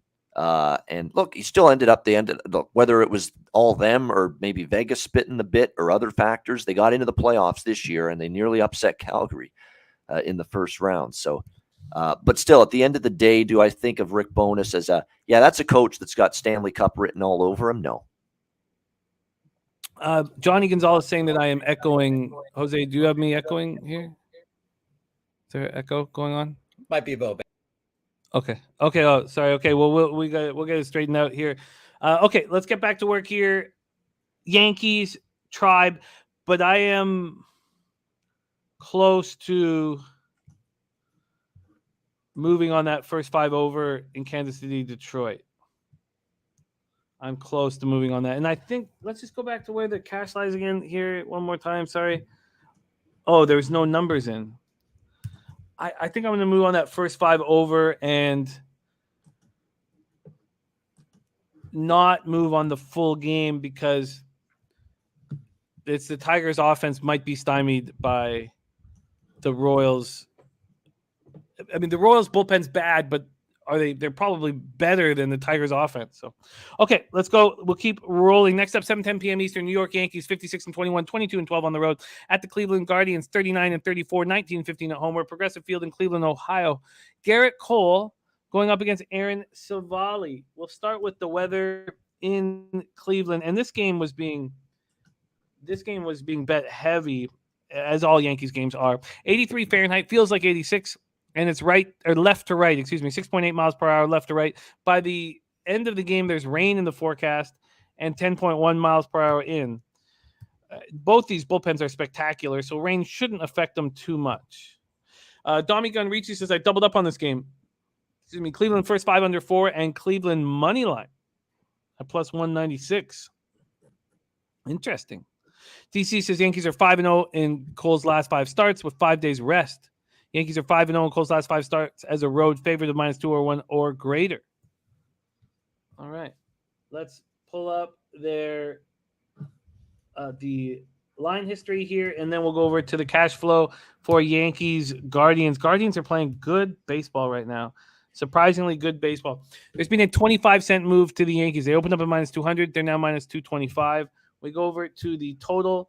It opened at 7.5 and is now at 8, -120 to the over. So moving towards the over. Let's take a look at the cash in the Yankees Guardians game. Now 12,243 tickets, the most bet game. Actually, no, the Red Sox Cubs game, which is popping off here in like an hour and a half, is the biggest game. Here we go with this Yankees spot.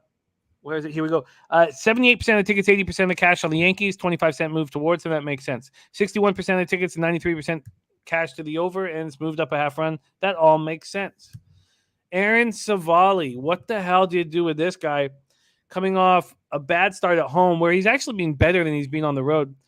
2-4, 7.20 ERA, 1.60 whip. He's been terrible on the year.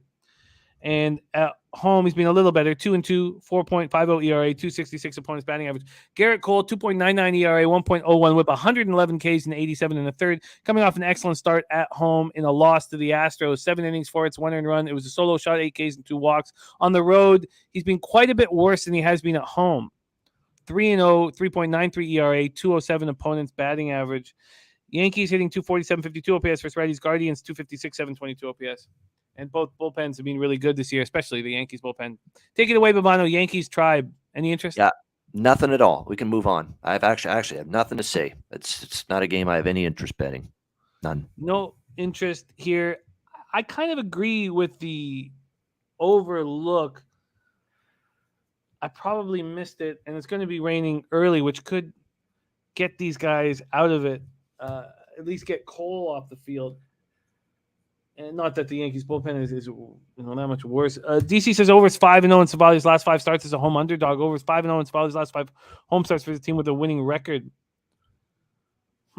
There's a very real chance of rain in Cincinnati, Cleveland, and Detroit tonight. Those 3 venues. So make sure you're aware of that. Rain delays are where overs go to die. Just be aware of that.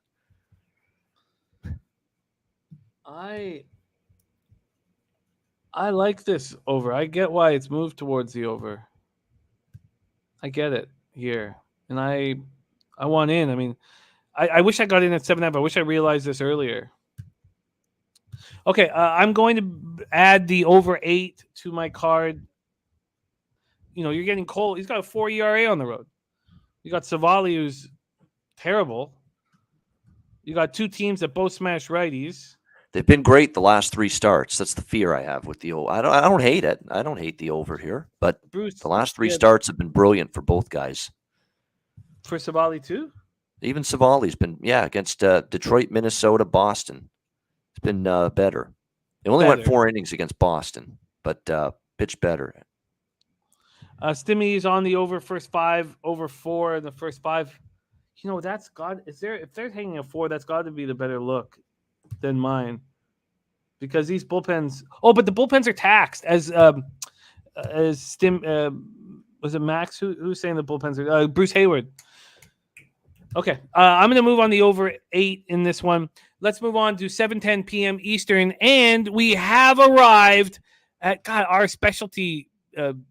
The Say Hey plays of the day that have been added to the show, the Taint plays of the day, and the spreadsheet plays of the day have just been cashing and cashing and cashing as the whole show's been cashing. It's truly, this has been the best multi-month run in the history of the show, and it's because of all you guys. And here we go. Strategic investments, Mets minus 1.5, and Taint play of the day is also on the minus 1.5. Shout out to Matty Ice and sweet Taint.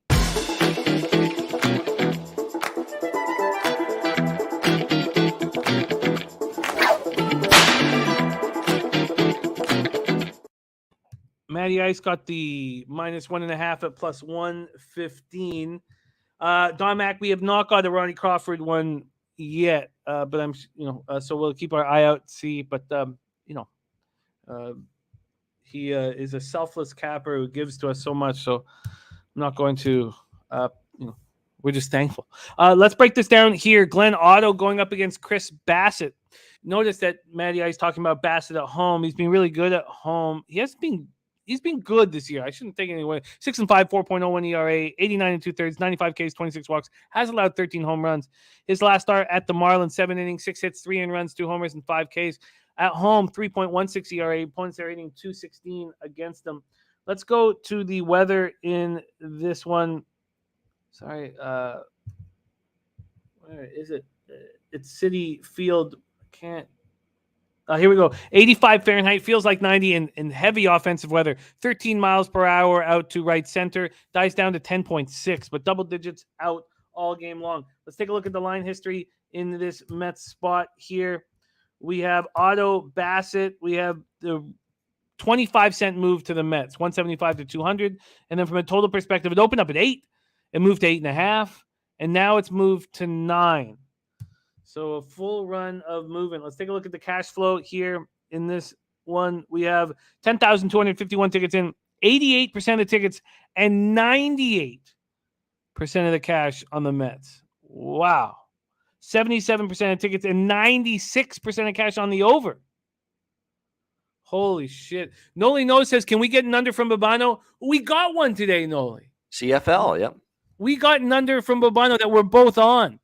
And that's in the Roughriders game. Alouettes Roughriders under. He got 46.5 at Circa, and I bet it at 46. We got an under from Babano. How about that? Miracles can't happen. Yeah. Glenn Otto on the other side, coming off a bad start at home against the Nets. 2 innings, 6 hits, 6 earned runs, 1 K, 3 walks. I should just stop believing in this guy. I mean, I wasn't on him last week, but he has just allowed 5 home runs in 42 1/3. But look at that, 26 walks in 42 1/3 gives him a whip of 1.51. Now, on the road, he's been very good.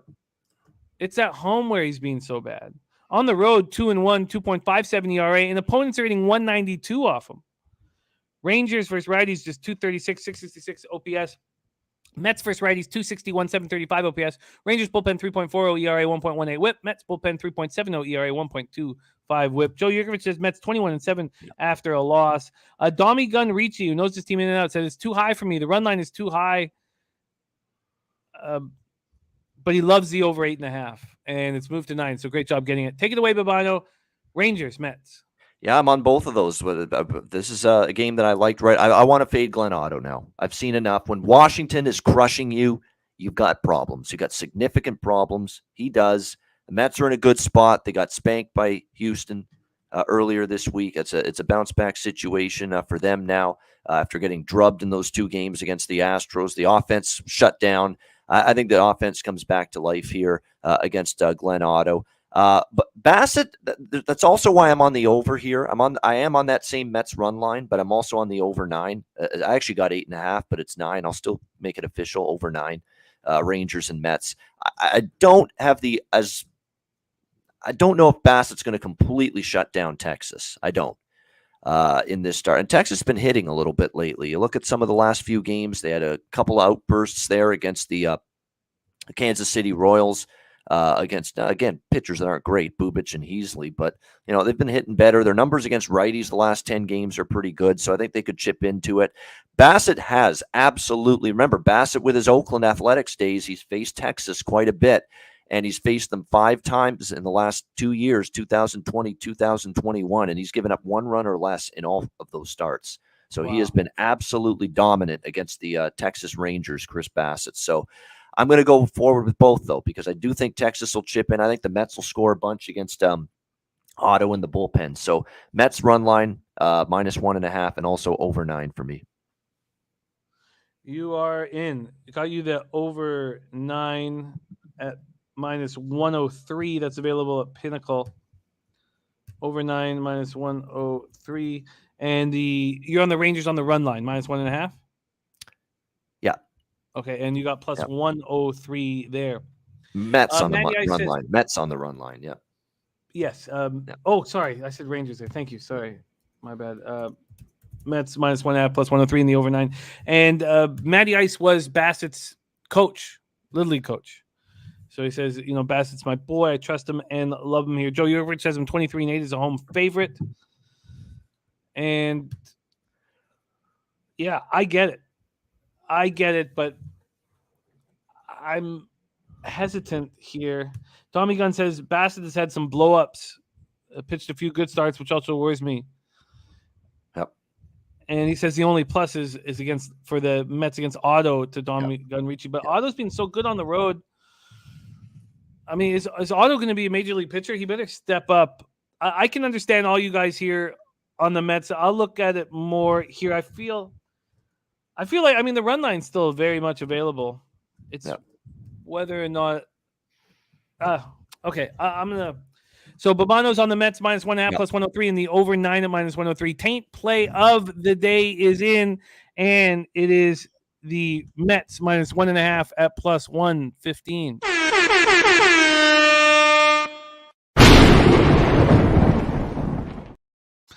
All right, we got Sun Dizzle in the house.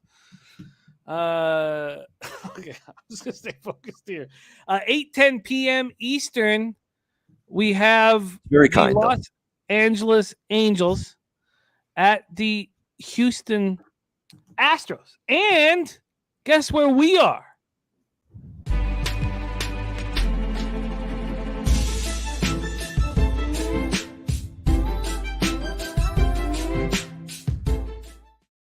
Gambler's first glance. Oh wow, we got a new. Yeah, I like it. We got a graphic and some music for We've Razor had now. it for a while. We just Yeah. he hasn't been, I guess because I don't know why we haven't been using it, but we need more of it, and there it is right there. By the way, I will be back on Razor's show at another Friday later this summer, maybe even a couple. That was fun last Friday, so I'll be back on it. Yeah, I love it. I'll be there tonight. I will be Cash there. It Fridays. Tune in if you're home. Yep. It's fun. Which I, of course, really won't fun be show. tonight. I'll be with them tonight. Not till 10, but there's racing till 12:30, 12:45 in the morning. We got Emerald Downs that doesn't start till 7 p.m. in Pacific time. So I'll be there until late, and I got the sauce ready to go, and I've been off the sauce since the weekend. All right, Gambler's first glance is the Angels Houston under 8. Let's start with the roof will be closed. So let's start with the line history in this one. Lorenzen versus Javier. We have the Astros opening up at minus 125, quickly moved to minus 145, and now they're up to minus 165. So a 40-cent move to the Houston Astros. From a total perspective, it opened up at 8.5 and dropped. I don't know if I believe these market moves. I think this is messing with me, this one. Let me just see where it is here. It's now at 8. Oh, it is true. It's now at 8. So it opened up at 8.5 and it dropped to 8. Sorry, it says 9.5 at 10:07 a.m., but clearly that's not the situation. Billy Friedrich says Lorenzen with a +6 ERA on the road. Bankroll Spent says I went to Emerald Downs track last year. Pretty cool. Yeah, I've been there often. I love the track. It's beautiful, beautiful area. Angels, Astros. Let's see where the cash lies in this one. We have 8,650 tickets in. 89% of the tickets, 99% of the cash on the Astros. So we have 99% of the cash on the Astros. You have 98% of the cash on the Mets, 94% of the cash on the Braves, 93% of the cash on the Brewers. For heavily bet sides here. We have 39% of tickets on the over, but 96% of the money on the over, and it's dropped a half run to 8. Wow. Very interesting. Lorenzen 6-5, 4.24 ERA, 1.26 whip, 68 innings, 52 Ks, 28 walks, 5 home runs, and yes, a 6.14 ERA, 268 opponent's batting average on the road. Last start at home, he was bad. 3 innings, 4 hits, 2 earned runs, no homers, 5 Ks, 4 walks. I was on the Angels first 5 -1/2, and it was a loser. Javier, last start was spectacular. 3-0 win at the Yankees. He outpitched Cole, went 7 innings, 13 Ks, 1 walk, and no hits. And they would combine to throw the no-hitter in that game. 5-3, 2.73 ERA, 1.05 whip, 81 Ks and 62 2/3. At home, he's even better. 3-2, 1.95 ERA. Opponents were hitting 168 against them. Angels first righties, 239, 724 OPS. That number's dropping. Astros, 238, 734 OPS. Angels bullpen, 4.06 ERA, 1.21 whip. Astros bullpen, unbelievably good. 2.73 ERA, 1.14 whip. Take it away, Babano. Angels, Astros. Yeah, this is an interesting one here. Lorenzen's just he's got good stuff. He's just having a hard time harnessing it. I think that's the term, because he's been all over the map. He hasn't been good on the road. 6.14 ERA. The last start he's actually had command and control issues. 2 straight starts, 7 walks in the last 8 innings. That's not good. If you're Michael Lorenzen here going into this outing, we'll see how he fares. He's been for the most part, an over machine in his starts, but you got Javier on the mound for Houston. He's been lights out at home. He's been extremely good in his home ballpark. Man, it's tough. But you'll also look at the Astros here. They're a very streaky offensive team. They can go red hot for a while, which they did. Remember, they're putting up 4, 8, 5, 6 runs. Then they cooled off a little bit. Then they had a 9-run outburst against the Mets and Carrasco. And then now the last 2 games, they've just scored 2 runs against Taijuan Walker, which isn't saying much, and Severino last night, which is actually Severino's all right. But still, I mean, 2 runs the last 2 games. So I don't know. It's all over the map for me. I know I don't want to back Lorenzen and the Angels. There's no way. So this would be either look at Houston, maybe in a first 5 -0.5, maybe an Astros team total over. But I don't know if the Angels are going to do much damage against Javier and a very good Houston bullpen. So I even think the under could be in play here. So I'm all over the place, which means I'm not betting it. Do we think that Pena and Alvarez could be back in the lineup, or are they going to be out for extended Keep an eye on that. Yeah, keep an eye on that because it's day-to-day with both of those guys at the moment. Certainly, Yordan Alvarez makes this lineup a whole lot better. Now, you still got Bregman and Brantley, and you've still got Tucker, and it's still a solid lineup. But, boy, it goes to another level when Yordan Alvarez is in there. He's got a concussion, so you know what these are like. Both of them do, Pena and Alvarez. So those things are always, it could be day-to-day or it could be another week before we see them. Like, it's just how well they respond and how much the concussion symptoms die down. So it's day-to-day. We don't know as of right now. I like this look. I think this look makes a ton of sense. I might go for the 4.5, but I'm going to get involved in the under in some form or another. And then I'm not going to double up.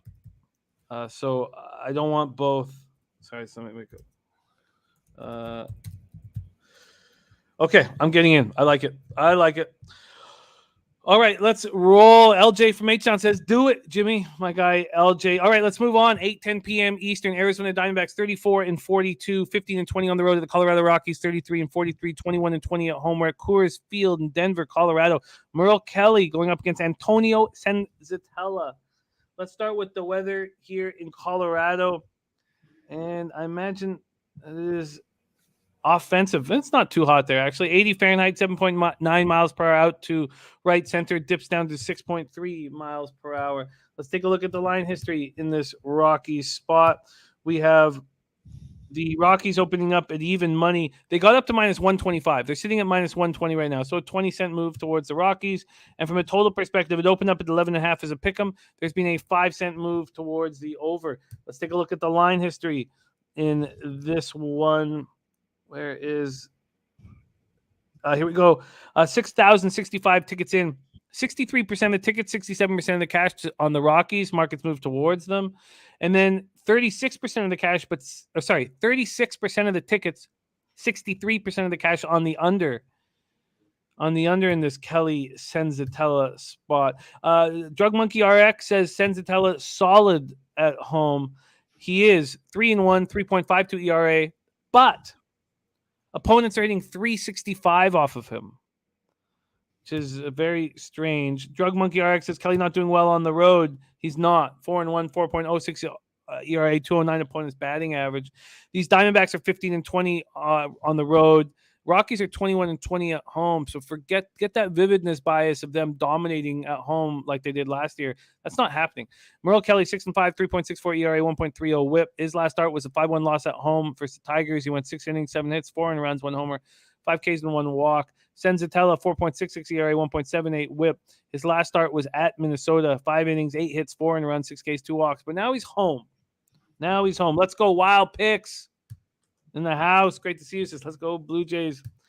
Thank you for joining us. Diamondbacks versus righties, 211, 672 OPS. Rockies versus righties, 245, 687 OPS. Diamondbacks bullpen, 4.28 ERA, 1.39 WHIP. Rockies bullpen, 4.70 ERA, 1.37 WHIP.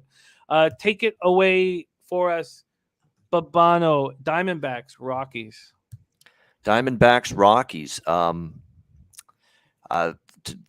Merrill Kelly is a guy I like, but is he someone that's basically been playing as well lately, or pitching as well, I should say, lately? I'm not so sure about that.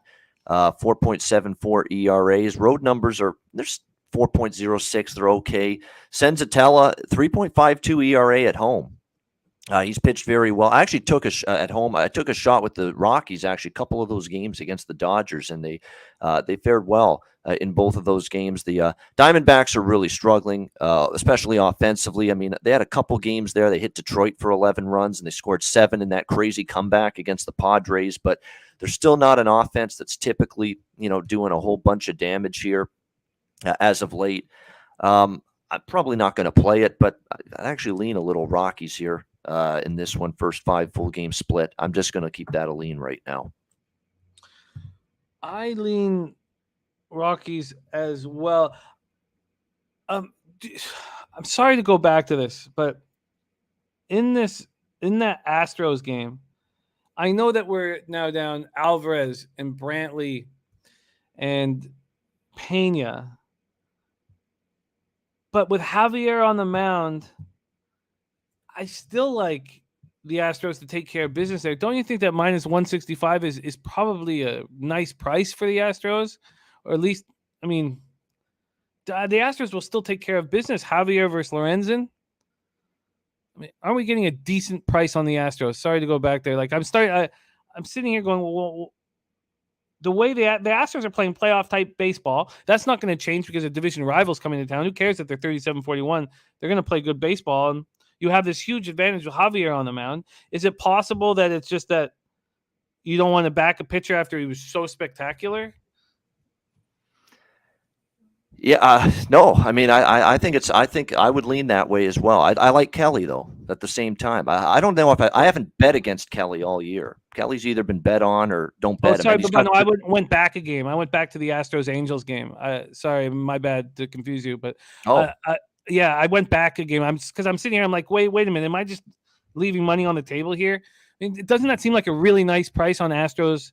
On the Astros, I mean, the first 5 or the both. I mean, why? Yeah. I mean, they're just playing playoff type baseball. You have a spectacular pitcher on the mound, and you're getting a nice price because you have these 3 guys out of the lineup. I mean, winning baseball is what they're playing, and they can put in anybody really against this Angels team and take care of business. It's very possible. Like I would only look Astros. But coming off the Yankee series as well, they are prone to flat spots. I remember taking Miami against Houston in a bit of a flat spot after a big series, and Miami won that game. It was weeks ago. So, but no, there's no. I don't want the Angels. Like I said, I don't trust Lorenzen stuff. I like Javier at home, so I'm not saying don't bet Astros first 5. It's that's my lean, but I don't know if I'll get the there. Money's on them. Yeah, that's what's uncomforting. Okay, sorry, I didn't mean to go back. Sorry about that. Okay, let's go back to here. This Merrill Kelly Senzatella start. I mean, I guess the thing is we were both heavily on Merrill Kelly, believing in him, trusting him.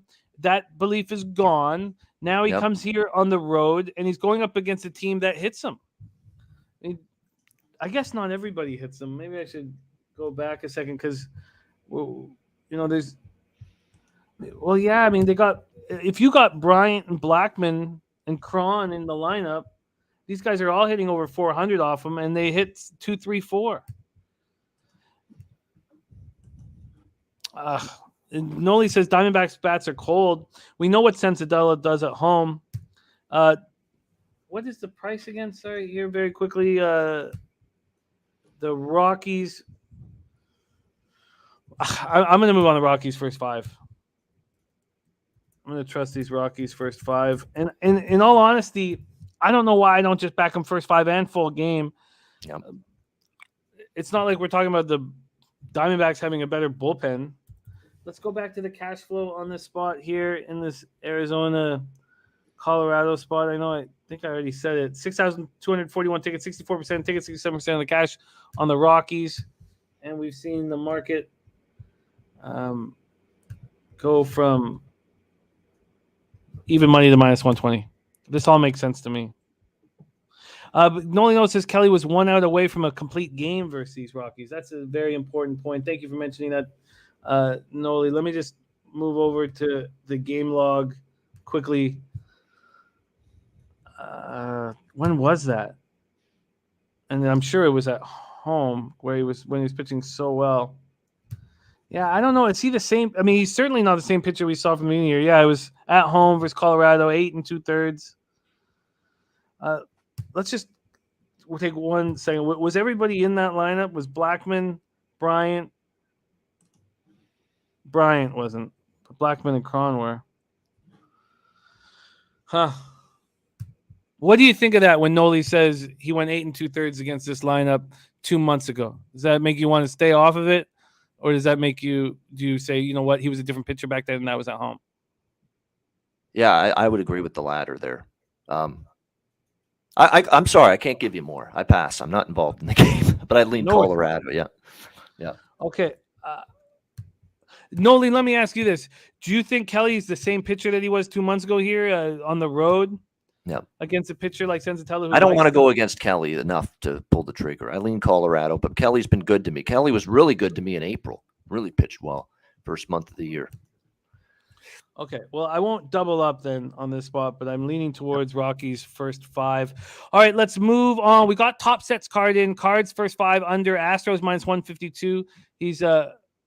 And then he's on the Braves and Yankees parlay at minus 101, and Cubs first 5 under, and Jays first 5 under for top set. Let's move on. 8:10 p.m. Eastern. Baltimore Orioles at Minnesota Twins. We're at Target Field in Minneapolis, Minnesota. We'll start with the weather in Minnesota here. It is 81 Fahrenheit, 10.4 miles per hour out to right field. It does die down to 5.5 by the end of the game. Move over to the line history in this one. Wow, Herder was just traded to the Kings. Oh, man, poor guy. Poor guy. Right. Well, there's a dead career about to happen. Yep. That is heartbreak. You go there, that's where your career goes to die. Yeah, sadly. Opening up at minus 200. They got to minus 235, these Twinkies, back to minus 225. 25-cent move towards them. This total, though, is shot up. Opened up at 7.5. I find that very difficult to believe. That's what they're saying. Then they moved to 8, then 8.5, and then 9 and 9.5. Are you serious? Is it really been a 2-run move to the over in this one? That's what they're saying. Okay, let's take a look at the cash flow. Then all the money must be on the over in this one if that is the case. 8,486 tickets in. We have 82% of tickets, 84% of the cash on the Twins, and they don't have money for the total. Just 51% of tickets are on the over. Very, very, very strange. Spencer Watkins going up against Joe Ryan. Spencer Watkins 1-1, 5.14 ERA, 1.63 WHIP, 35 innings, 18 Ks, 16 walks, 5 home runs. In his last start, he went 5 innings, allowed 5 hits, 1 run, no earned runs, 4 Ks, 1 walk. It was a 6-2 win at the White Sox. It was his best start of the year. On the road, he's been a little bit better than he's been at home. Joe Ryan, on the other hand, has not looked quite as good since coming back from COVID. Last start, 5 innings, 8 hits, 3 earned runs, 1 homer, 1 K, 1 walk, and a 6-3 win at home versus the Rockies. 3.20 ERA, 1.12 WHIP. And at home, he's been a little worse than he's been on the road. Orioles, 229, 680 OPS versus righties. Twins, 254, 749 OPS. They're hitting righties hard. And this Orioles bullpen just continues to roll. 3.16 ERA, 1.21 WHIP. If you watch the decisions that Baldelli had to make with the Twins bullpen in that Guardian series, you'd be scratching your head. I guess they're exhausted. That's why he had to make those decisions. 3.89 ERA, 1.26 WHIP. Take it away here, Babano. O's Twins. Yeah, Joe Ryan is someone that I've held the door open for him to be, someone to back. I don't like the way he's trended the last few starts. He's been a little bit more hit or miss. We'll see if he can bounce back here against the Orioles, who, in theory, you've got that potential to bounce back against them. I mean, their offense has been kind of dormant 3 of the last 4 games, 3 runs or less, other than a 9-run outburst against Kirby for Seattle. So, I think I would lean a little bit here toward Minnesota in this kind of spot. Spencer Watkins, he's made it looks like a bunch of starts this year for Baltimore. Last start was against the White Sox, who have not been hitting. Let's be honest. The White Sox lineup has had issues. He held them to 1 unearned run in 5 hits and 5 innings. Not good. He gave up 3 runs, 7 hits, 4.2 innings to Minnesota when he faced them earlier this year. Definitely, when I look at this game, I would definitely have a lean here toward Minnesota. But the price is just a little too high for my liking. Minnesota first 5, but again, in a week where I feel like this is a tricky card, in a week where I want to tighten the belt, I'm not going to add it unless I really love it. So it's just a lean for me. Yeah, I'm interested in what Spencer Watkins is capable of after his first good start. I know the White Sox aren't hitting righties, and the Twins are. But Joe Ryan has just left a little to be desired. Schillingberg says he's given up hard contact lately too. That bothers me a bit about Joe. Yeah, I'm not interested. I'm not interested enough. Let's go on. We have 3 Pacific late games left. 10:10 p.m. Eastern. Oakland Athletics at Seattle Mariners. A's 25-53, 17-25 on the road at the Mariners, 37-41, 18-19 at home. T-Mobile Park in Seattle, Washington.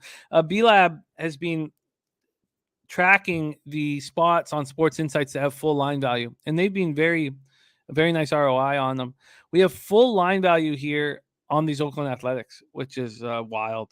And the market moved heavily towards them, which I couldn't understand. And I was going to bet the Mariners first 5 in full game like I did yesterday. The market moved against them yesterday as well, but not quite as dramatically as today. And I didn't. I just thought, you know what? If the market's going to move, why don't we just talk it out? But I sort of had a feeling like it would be back, like the public would come in and bring it back by the time I got around to betting it. That has not happened. The Mariners have gone from minus 200 to minus 180. That's where they stand. That's just wild to me. And the total is opened up at 7.5 and moved to 8. So the total's gone up. Let's see if the weather is part of that reasoning. 74 Fahrenheit, 7.4 miles per hour in. So the weather's not helping the offense. The line history, let's see where the cash lies here. So we see the full value here on Caprillion. 15% of the tickets, 32% of the cash. Same thing happened yesterday where the bigger bets, more bigger bets had come in on Oakland, surprisingly. And then 54% of tickets, 78% of cash on the under, yet it's gone from 7.5 to 8. Again, none of this makes any sense. Caprillion, 5.88 ERA, 1.44 whip. He's looked bad this year. His last start allowed 3 earned runs, over 5 1/3, 2 Ks, 4 walks, and 5-3 win at the Royals. On the road, he's 0-2 with a 5.46 ERA, 258 opponent's batting average. So he's a little better on the road than he is at home.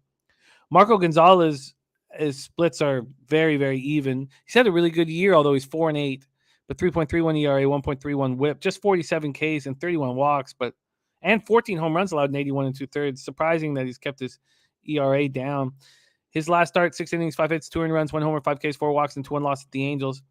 A's versus lefties, 216, 626 OPS. Mariners versus righties, 238, 705 OPS. A's bullpen, 4.47 ERA, 1.43 whip. Mariners bullpen, 3.83 ERA, 1.12 whip. Any feel here, Babano, A's, Mariners? This one's Caprillion has definitely not been good on the road. He's not been good lately. 6.28 ERA in his last 3 starts, 5.46 road ERA. 8-1, by the way, over the total in his starts. I'm kind of tempted to go in that direction here. Total in this game is 8. I'm going to get in on that. I'm going to make that official. Over 8 minus 120 here at Bookmaker. I'm going to see if Pinnacle sometimes has a better number than that. So, but I like over here. And as much as I think Gonzalez he's actually been someone I've looked to bet against, but even I'll admit he's pitched better than it's over 8 minus 111. At Pinnacle. So we'll go with that as far as the total goes. Gonzalez here starting this game. Now, again, he's been up and down against the A's. He's done well win-loss record-wise against the A's, but, one of those starts he gave up 5 runs, 8 hits. No, he's pitched well lately. There's no question about that. His home numbers are solid, 3.32 ERA, but I think the Mariners will hit Caprillion pretty well. And again, a horrible Oakland bullpen. I just need Oakland to do at least some damage against Gonzalez here. And if you actually look, their numbers aren't great, righties or lefties. But at least overall in the year, they've averaged more runs per game against lefties than righties. So I'm going to go with the over here, over 8. I was tempted by Seattle team total, but I think Oakland can help me out here. So I'm going to go over 8 minus 120. I like the look.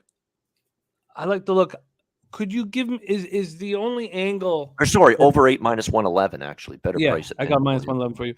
Is the only angle that you see that the sharps must be banking on is that the A's have seen Gonzalez so much that they're going to hit him? Because I can't find an angle. I mean, and who am I worrying about? Who cares if Tony Kemp's hitting 385 against you? I don't care. I just don't see. There's been certain situations with Gonsolin, who I've already gone first 5 in full game with, and with the Mariners yesterday, where the sharps were on the other side, and I didn't get it. And I think I'm getting a little tired of staying off of those spots. I didn't stay off yesterday and help my bankroll. I mean, I don't see why I don't back the Mariners here. I really don't. Don Mack, I agree. Best spot to back Oakland is on the road versus lefties, but Gonzalez is pitching really well right now. And I want to get in on Mariners here. I don't want to leave money on the table. And, they're not. I just can't understand these big bets coming in on the A's. I plan to move on the Mariners here. I don't see why I wouldn't go first 5 in full game. I don't see why I'd have any fear about Caprillion. I should have none. But they don't have a ton. They haven't seen a ton of them. And, this is a good ballpark for him. But the A's ballpark is good for him, and he's still getting stomped on. So, Babano's moved on the over 8. I'm going to move on the Mariners in some capacity, whether it be first 5 or full game. I'll figure that out after the show, or both. 10:10 p.m. Eastern. Next up, San Diego Padres 46-32, 25-16 on the road at the LA Dodgers 47-28, 21-12 at home. Getting in early on these Gonsolin starts has not helped me at all. I can't believe this. Every single time Gonsolin starts, I bet him at night, and when I wake up, the market's moved in the other direction, and I cash anyways. It's just I can't get why sharps keep going up against Gonsolin. Now, going up against Blake Snell, I can understand the idea that Blake Snell, who's been so bad this year, will wake up when he gets a chance in a divisional game against the Dodgers. When, we all remember him getting pulled in the winning game of the World Series when a lot of people wanted him to stay in. That was back when he was with the Rays. But still, I just very confused. Joe Yurkovich is on the Dodgers' first 3 money line. I moved on first 5 -1/2 and full game -1 and got shit lines. How could I have got shit lines? It just makes no sense to me. Let's take a look at what it is now. This total opened up at 7.5, -115 to the over. It's now -115 to the under. And the Dodgers went from -140 up to -180. I got in at -180. Then they went to -185 and then dropped 20 cents back to -165, which I can't for the life of me figure out. Then when we go to the cash, 8,574 tickets in, 15% of the tickets in, 49% of the cash on Blake Snell. Huge bets coming in on Blake Snell. 63% tickets, 71% cash on the under. So the sharps are sitting here saying that Blake Snell is going to have a great start. On the road this year, he's just as bad as he's at home. 5.57 ERA, 262 opponents batting average. Tony Gonsolin at home is 5-0 with a 0.81 ERA and a 118 opponents batting average. The Padres are hitting 239, 686 OPS versus righties. I mean, what are we supposed to do? Just sit back and have all this respect for the sharps? I mean, I'm already in, and I'm not coming out. Take it away, Babano. Padres, Dodgers.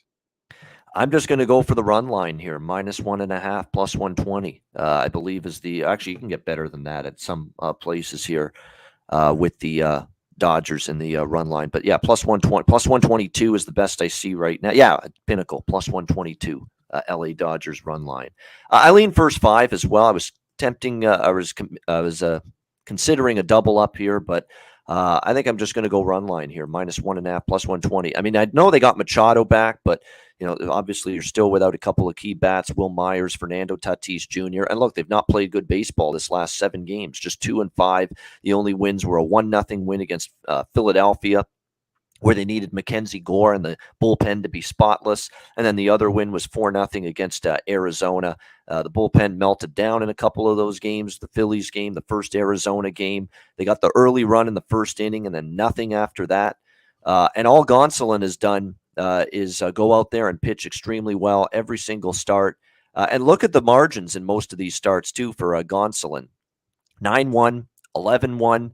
There were a couple of 1-run wins, but the last 5 Dodger wins with Gonsolin on the mound, 2-0, 4-1, 2-0, 8-2, 5-3. So all of them by at least 2 runs or more. So I figured, you know what, let's just go right to the -1.5, +122, Dodgers run line. Let's go for the value. Can you find an angle for the sharps in this? Unless they just think, hey, it's Blake Snell, who was once was one of the best pitchers in baseball. Let's keep that in mind. Once was, not is anymore. Unless you just think, wow, we can get a plus 150, 160 price on this guy. Let's take it. I don't know what they're seeing. I really don't. And the Dodgers sometimes aren't as great against lefties. I understand that. And there is a pretty damn good track record last year of Snell pitching well against the Dodgers. If you look at it when he was with San Diego, 5 starts, he gave up 2 runs or less in all 5 of them. So I think that's also why people, they had 12-0 on the run line after a loss, perhaps. But, to me, they don't. Yeah, that's exactly it, Billy. It's just what I said. Exactly right. 2 runs or less in 5 starts for Snell against the Dodgers last year. So I think that's part of it. But he's just been so bad this year that and Gonsolin's been lights out. So this could go under because maybe the Dodgers don't rip Snell, but Gonsolin keeps the Padres, struggling offense at bay. You could get, 4-1, in this kind of game. I could see that, and it stays under the total. So I don't hate the under either. I think 4-1, 4-2, 5-2 Dodgers could be something like that. Nola says, I think under again tonight. I think you guys are right. Let's go back to the cash. I think the under makes sense. These bullpens are just so good. And if Snell steps up here, and this is the environment that we talk about all the time on this show. We saw Kyle Hendricks do it against, not talking about yesterday, but do it against the Cardinals. Yes. He's pitching terrible. He gets in a divisional situation. Spot. Yeah. And it just wakes up these veteran pitchers that we know have it somewhere. We're just waiting to find it, And Kikuchi last night. Yeah. Yeah. Okay, I'm in. Yeah. I'm adding the under 7.5 here. This could be a spot where you might want to split it up, but I don't need to. I love the way this Padres bullpen is rolling. Dodgers -1.5 plus 122 for Babano. I'm already on them first 5 -1 full game, or first 5 -1/2 full game -1, and I got worse lines if I have just waited. I'm going to add the under 7.5. Noli knows is on it. DC says under is 5-0-1 Snell's last 6 starts during game 2 of a series. Under is 5-0 in Gonsolin's last 5 starts with 4 days of rest. I'm in. All right, last game on the card, and pick your poison. And Lance Lynn, the Bulldog, is someone who has been so consistent over his career. Yeah. That consistency is not here thus far in a small sample size. 16 innings since coming off the IL. Chicago White Sox 35-39, 19-18 on the road at the San Francisco Giants 40-34, 21-17 at home. Oracle Park in San Francisco, California. Look, I got a terrible line when I took the White Sox to win the division at -140. It was I could have got a much better line, but the Twins are certainly not showing anything. The Guardians, maybe it's the Guardians that you have to worry about in this division. The White Sox are 35-39. Look, they're still in it, but they've shown no signs that they're going to hit the gas pedal. We're in Oracle Park in San Francisco, California. Let's go with the weather here in this one. 52 Fahrenheit, 12.6 miles per hour out to right center. Stays around 12, but we know the wind is pretty swirly over there. Let's take a look at the line history in this one. We have the Giants opening up at -150, no movement, still there. This total opened up at 8, is down to 7.5. So the market expecting nice pitching performances from these two. 6,380 tickets in. You have 65% of the tickets, 88% of the cash on the Giants, and no market movement. Then 29% of tickets and 84% of cash on the over, and it has dropped to the under. So what that tells me from the market here is that they want over cash, and the books think there's going to be nice starts from both of these guys. That's the first thing it tells me. And then the fact that they're not moving the line at all when they're taking all this Giants money is that Lance Lynn's going to have a nice start. This is very interesting. Take it away here, Babano. White Sox, Giants. I think we're at the point now where there's actually a little value in the White Sox, but boy, it's hard to back them. I lean White Sox here. I don't really have a strong take on the total. The White Sox have been under machines lately, and it's because their lineup's banged up. Their lineup ain't hitting.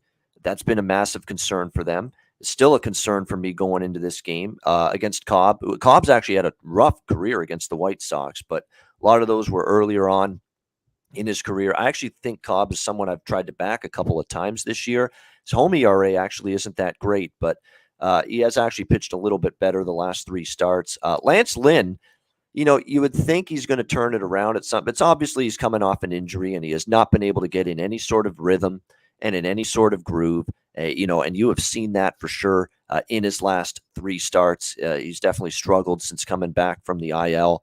That's concerning for me. It's hard to trust Lynn, but he's getting a good price. The White Sox are getting a good price. The Giants aren't exactly a red hot team. They're just 3-7 in their last 10 games. They just split with Detroit at home, and they lost 2 or 3 with Cincinnati at home. That's not good, if you're the San Francisco Giants. So, man, I would lean White Sox here a little bit, but I don't trust their offense. I just don't. I mean, you look at the numbers. Other than Silseth of the Angels, where is the breakout, bust-out offensive game from the White Sox? You haven't seen it. So, if you want to be proactive and say Lynn's going to start better, and I don't know if he's going to keep pitching like this the whole rest of the season. I don't think he will. And I think there's times where Cobb can be serviceable, and he's in a ballpark that should be good for him. And even though his home ERA is not great, there was a recent home start where he was better. So, maybe we'd lean under, and I'd lean White Sox, but do I feel confident in either? Not really. So it's not going to be a bet. I think that this should be a bet. It's tough to keep believing that, how does Don Mack put it, that the stats from Cobb show that he's been very unlucky and expect him to step up. But how long, like you said, Babano, how long do we wait for it? How long do you wait? Exactly right. Yeah. Yep. 100%. Yep. And then Lynn coming off throwing 110 pitches as well. I mean, when's Lynn going to step up? This feels to me like I still don't really trust either of these bullpens. This to me feels like it's a first 5 under, and that both pitchers are going to. I think the market's telling us that both pitchers are going to pitch well. Really do. Shout out to El Dorado Custodian in the house. Great to see you, my guy. The fact that this has gone from 8 to 7.5, and all the money is coming in on the over, is confounding. And lately, I've been just saying, "Oh, it's confusing," but it's not confusing here to me. It's the books are saying we want all your cash on the over. Come here and bet the over. So that means that this should be an under, and Lynn should figure it out, and Cobb metrics should start showing that he should have a good performance here. I mean, all of this is kind of tricky to trust. Let's just see, the 7.5 is a pick'em too. Okay, well, I'm going to put my money where my mouth is. I'm going to take the first 5 under 4, and that's it. I can't, if the metrics are saying that Cobb is about to have a great performance. I mean, he's allowed 5 home runs, 2 in 46 innings. I can't trust these White Sox bats against righties. So that's what I'll do. I'm gonna bet on. I'm gonna make him move on the first 5 under 4, and that will be my bet on this game. All right, that was a huge Canada Day deep dive. Yes, it was. huge Canada Day deep dive. Let's review all action here on the show. We start off tonight. Babano will be live and in person at Tim Hortons Field. Yep. Don Mack says, "I'll sweat that with you, Jimmy." I love it, Don Mack. Yeah, let's. There'll be some late night. Oh, I'll be on Razor Sharp Pick Show when that's going on. That'll be fun. Add a little fun to the night. We are in on your boys, and this is your first bet on your boys this year.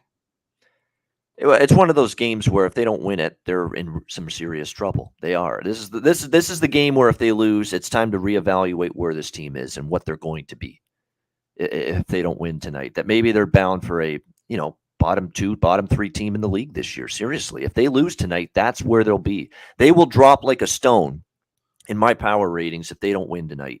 I still think they're much better roster-wise than Edmonton, but they've got to go out there and prove it tonight. I love it, and I'm so excited that you'll be there. Please take a couple pics or do some stuff for us so we can pop it up. It'll be a stormy night there, chance of thunderstorms, so there could be some delays because they will stop football games, obviously. NFL, CFL, any football league, they'll delay the game if there's thunder and lightning, so you might see that tonight. And some drunken fights, I imagine. There you go. Always possible. So this has been the game that moved against us as soon as we were done talking about it. Yep. Crazy. Fucking market moves. Hey, I mean, you are talking about laying a touchdown with an 0-3 team. Although we do think we're better. Yeah, I love that. I love it. Yeah. No, Matty Ice, I don't trust the under even with the weather like this. I see the Ticats stomping on the throat of the Elks right away. And I love fading teams on their second straight road game. I'm on the Ticats first quarter -2, first half -4. I got -120, -115. I would have got better lines on both if I had have waited. But look, that first quarter is still -2, -120. Everything else changed. But not the idea that they're going to smack these Elks in the mouth, in the larynx. Trevor Loudon in the house. Great to see you, Trevor. He says Hamilton fights are the best fights. My guy Trevor Loudon in the house. Man, we haven't had too many incidents lately at these home games. It's actually kind of strange, kind of.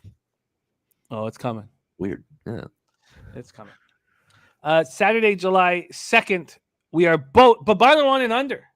Much to Noli Nose's glee. Yes. Babano under 46.5 -107. I got under 46 at -110. I'm also on the under in the Bombers Argonauts game under 42.5 -110. And Brogdon to the Celtics. And Babano stayed off that spot. Then in MLB, we'll go over some of our cappers that are in the chat as well as Babano and I. Viper is on the Yankees -1.5, Mets -1.5, Braves -1.5. He locked all those in last night, and the lines moved heavy in his favor. Dabby Cab is on the Jays, team total over 4.5, Mets run line. So we have Viper on the Mets run line, Dabby Cab on the Mets run line. We have Babano on the Mets run line. We have Strategic Investments on the Mets run line. And it is the Taint play of the day. Matty Ice's Taint play of the day. And Dabby's also on the Cards, first 5 -0.5. Then Red Sox, Cubbies pops off in 37 minutes. Did you want to circle back and make something official there, Babano, or are you cool with your card? I am going to last minute decisions. I'm trying to see here. You know what? I'm going to go against this friggin' move in the Red Sox Cubs game. I'm seeing 8 now. I'm going to bet. I'm going to add over 8 at my over 8 with the Red Sox and Cubs now that it's dropped that. I'm going to go against that move. I'm not scared to do it. Wow, down to 8. Over 8 at what number? Let me just see. Heritage has, I think, the best number. Let me see what Penny's got for that. But now that it's down that low, let me just see here. Yeah, it's going to have to be Heritage. They've got the best number right now. Let me just see here. Come on, click. Let's see what Pinnacle has. -110. Over 8. Wow, -110. Good job waiting. Yeah. Babano on the over 8 -110. That pops off in 36 minutes. I'm off that game. Yeah, I saw that, JPZ. We were talking about it. It's just it moved as soon as we were done talking about it. As soon as we made our picks. Well, I've already bet it, but as soon as Babano made his pick official, and with like 2 minutes later, we saw it. Yep. Babano has doubled up on the Blue Jays. Yep. Babano. Bounce back Barrios at home where he pitches his best. So let's see if that happens. I get it. I'm not going to go there, but he's been very good at home. So much better at home. Listen to these splits. 3.18 ERA, 2.16 opponents batting average at home, 3-0. On the road, 7.92 ERA, opponents hitting 326 off him. The Nats, first 5 -0.5 is something I need to think about a little more here, but I think I will pull the trigger on it. That's at 6:05 p.m. The market's moved in their favor, and a money line has become a possible first 5 -0.5. I'll have to see the difference in prices and make a decision there. Mike M's pimp slap play of the day is Miami first half. And look at this. Ron Crawford in the nick of time comes in. Spreadsheet play of the day is the Blue Jays. Look at that. Ron Crawford in the nick of time, and his action correlates with Babano. Spreadsheet play of the day, the Blue Jays.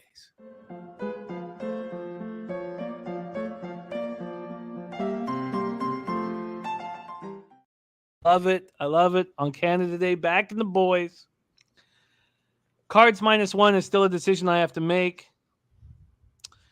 Braves Reds. Babano is on the Braves team total over 5.5 at -112. I'm off that spot. Say hey, play of the day is the Pirates team total over 3 at +110. I still want to bet this first 5 under 3.5, and I plan to, but the market's moving heavy against me. and it's not something I've been doing lately. And Ron Crawford's birthday is on Independence Day. I love it. Ron, our guy.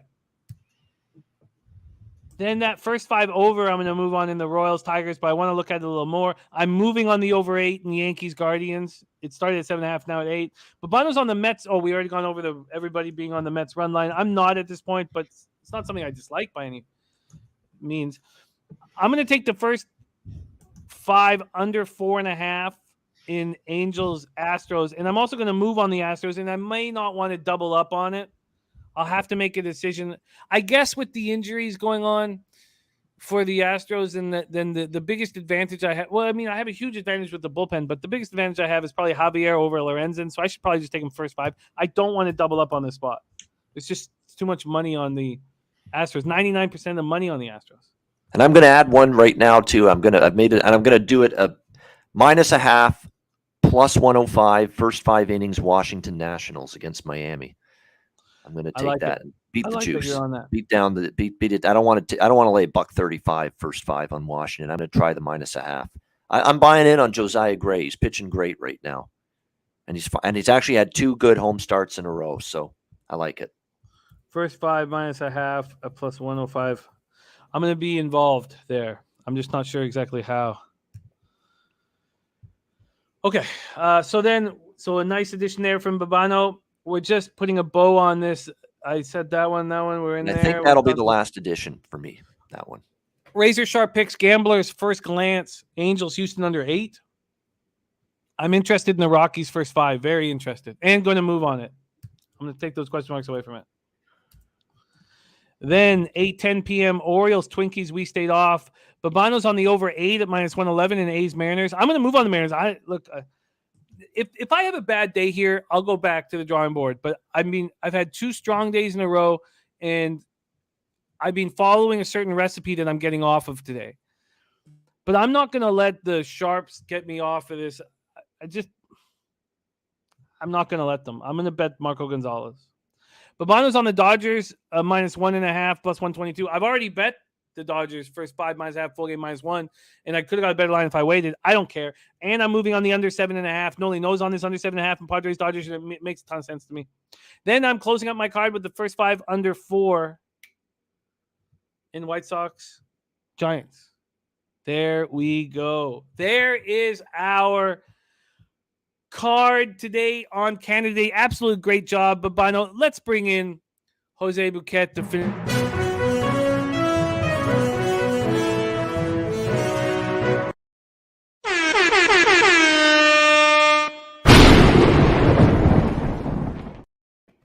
Getting some taint action in there too, apparently. Don't know how that happened, but it doesn't matter. Because breaking news, your Eastern Conference champion Boston Celtics have traded for Malcolm Brogdon for nothing. Yes.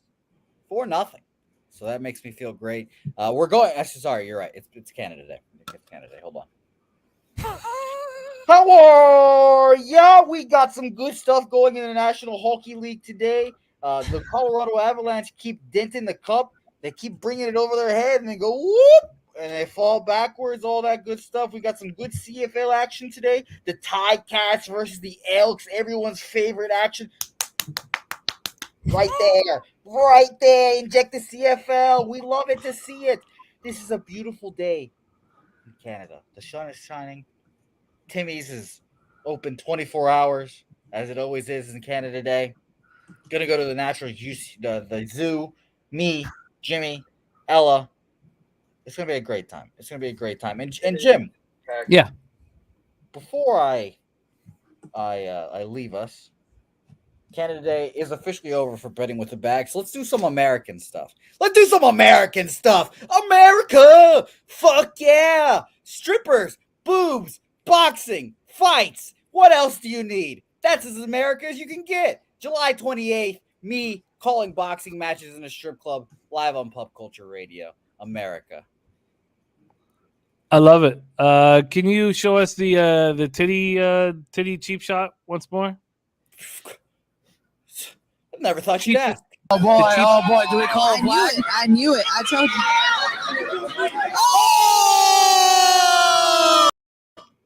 you. Wow. just trying to get her titty back in her shirt, and you got to go for the ribs like that. I mean, It's disgusting, but I hope we get more of those cheap shots. I'm excited about it, and it's going to be an electric time. Bobano, I think you would be a huge Foxy guy. I think your Foxy boxing commentating career would skyrocket. I agree. Yeah. Maybe that's the sport I should have, ventured into, announcing wise, or any sport for that matter. Yeah. But this is a pretty nice life. It's a pretty nice life. Jimmy, I need to ask you this question before you go. Yeah. What are you doing for Venezuelan Independence Day? That's a good thing. You know what? And that's the 5th. Yeah, me and Bobano are going to celebrate together. The 5th. Okay, well, how about this? I will. Oh yeah, Mosaic plays Tuesday. Yeah, Tuesdays. Of course. Yeah. Well, Bobano respects Venezuela. That's why he's on.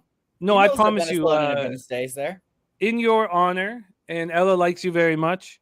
In your honor, we will eat some Venezuelan food on the 5th. Wow. In your honor, I promise you that. I need to see it. I need picture Nice evidence to believe it. Because I promise I will shocked. give you the picture evidence, and we will do our part to celebrate the great nation that created Jose Zinata Lamb Chop One Whole Bouquet.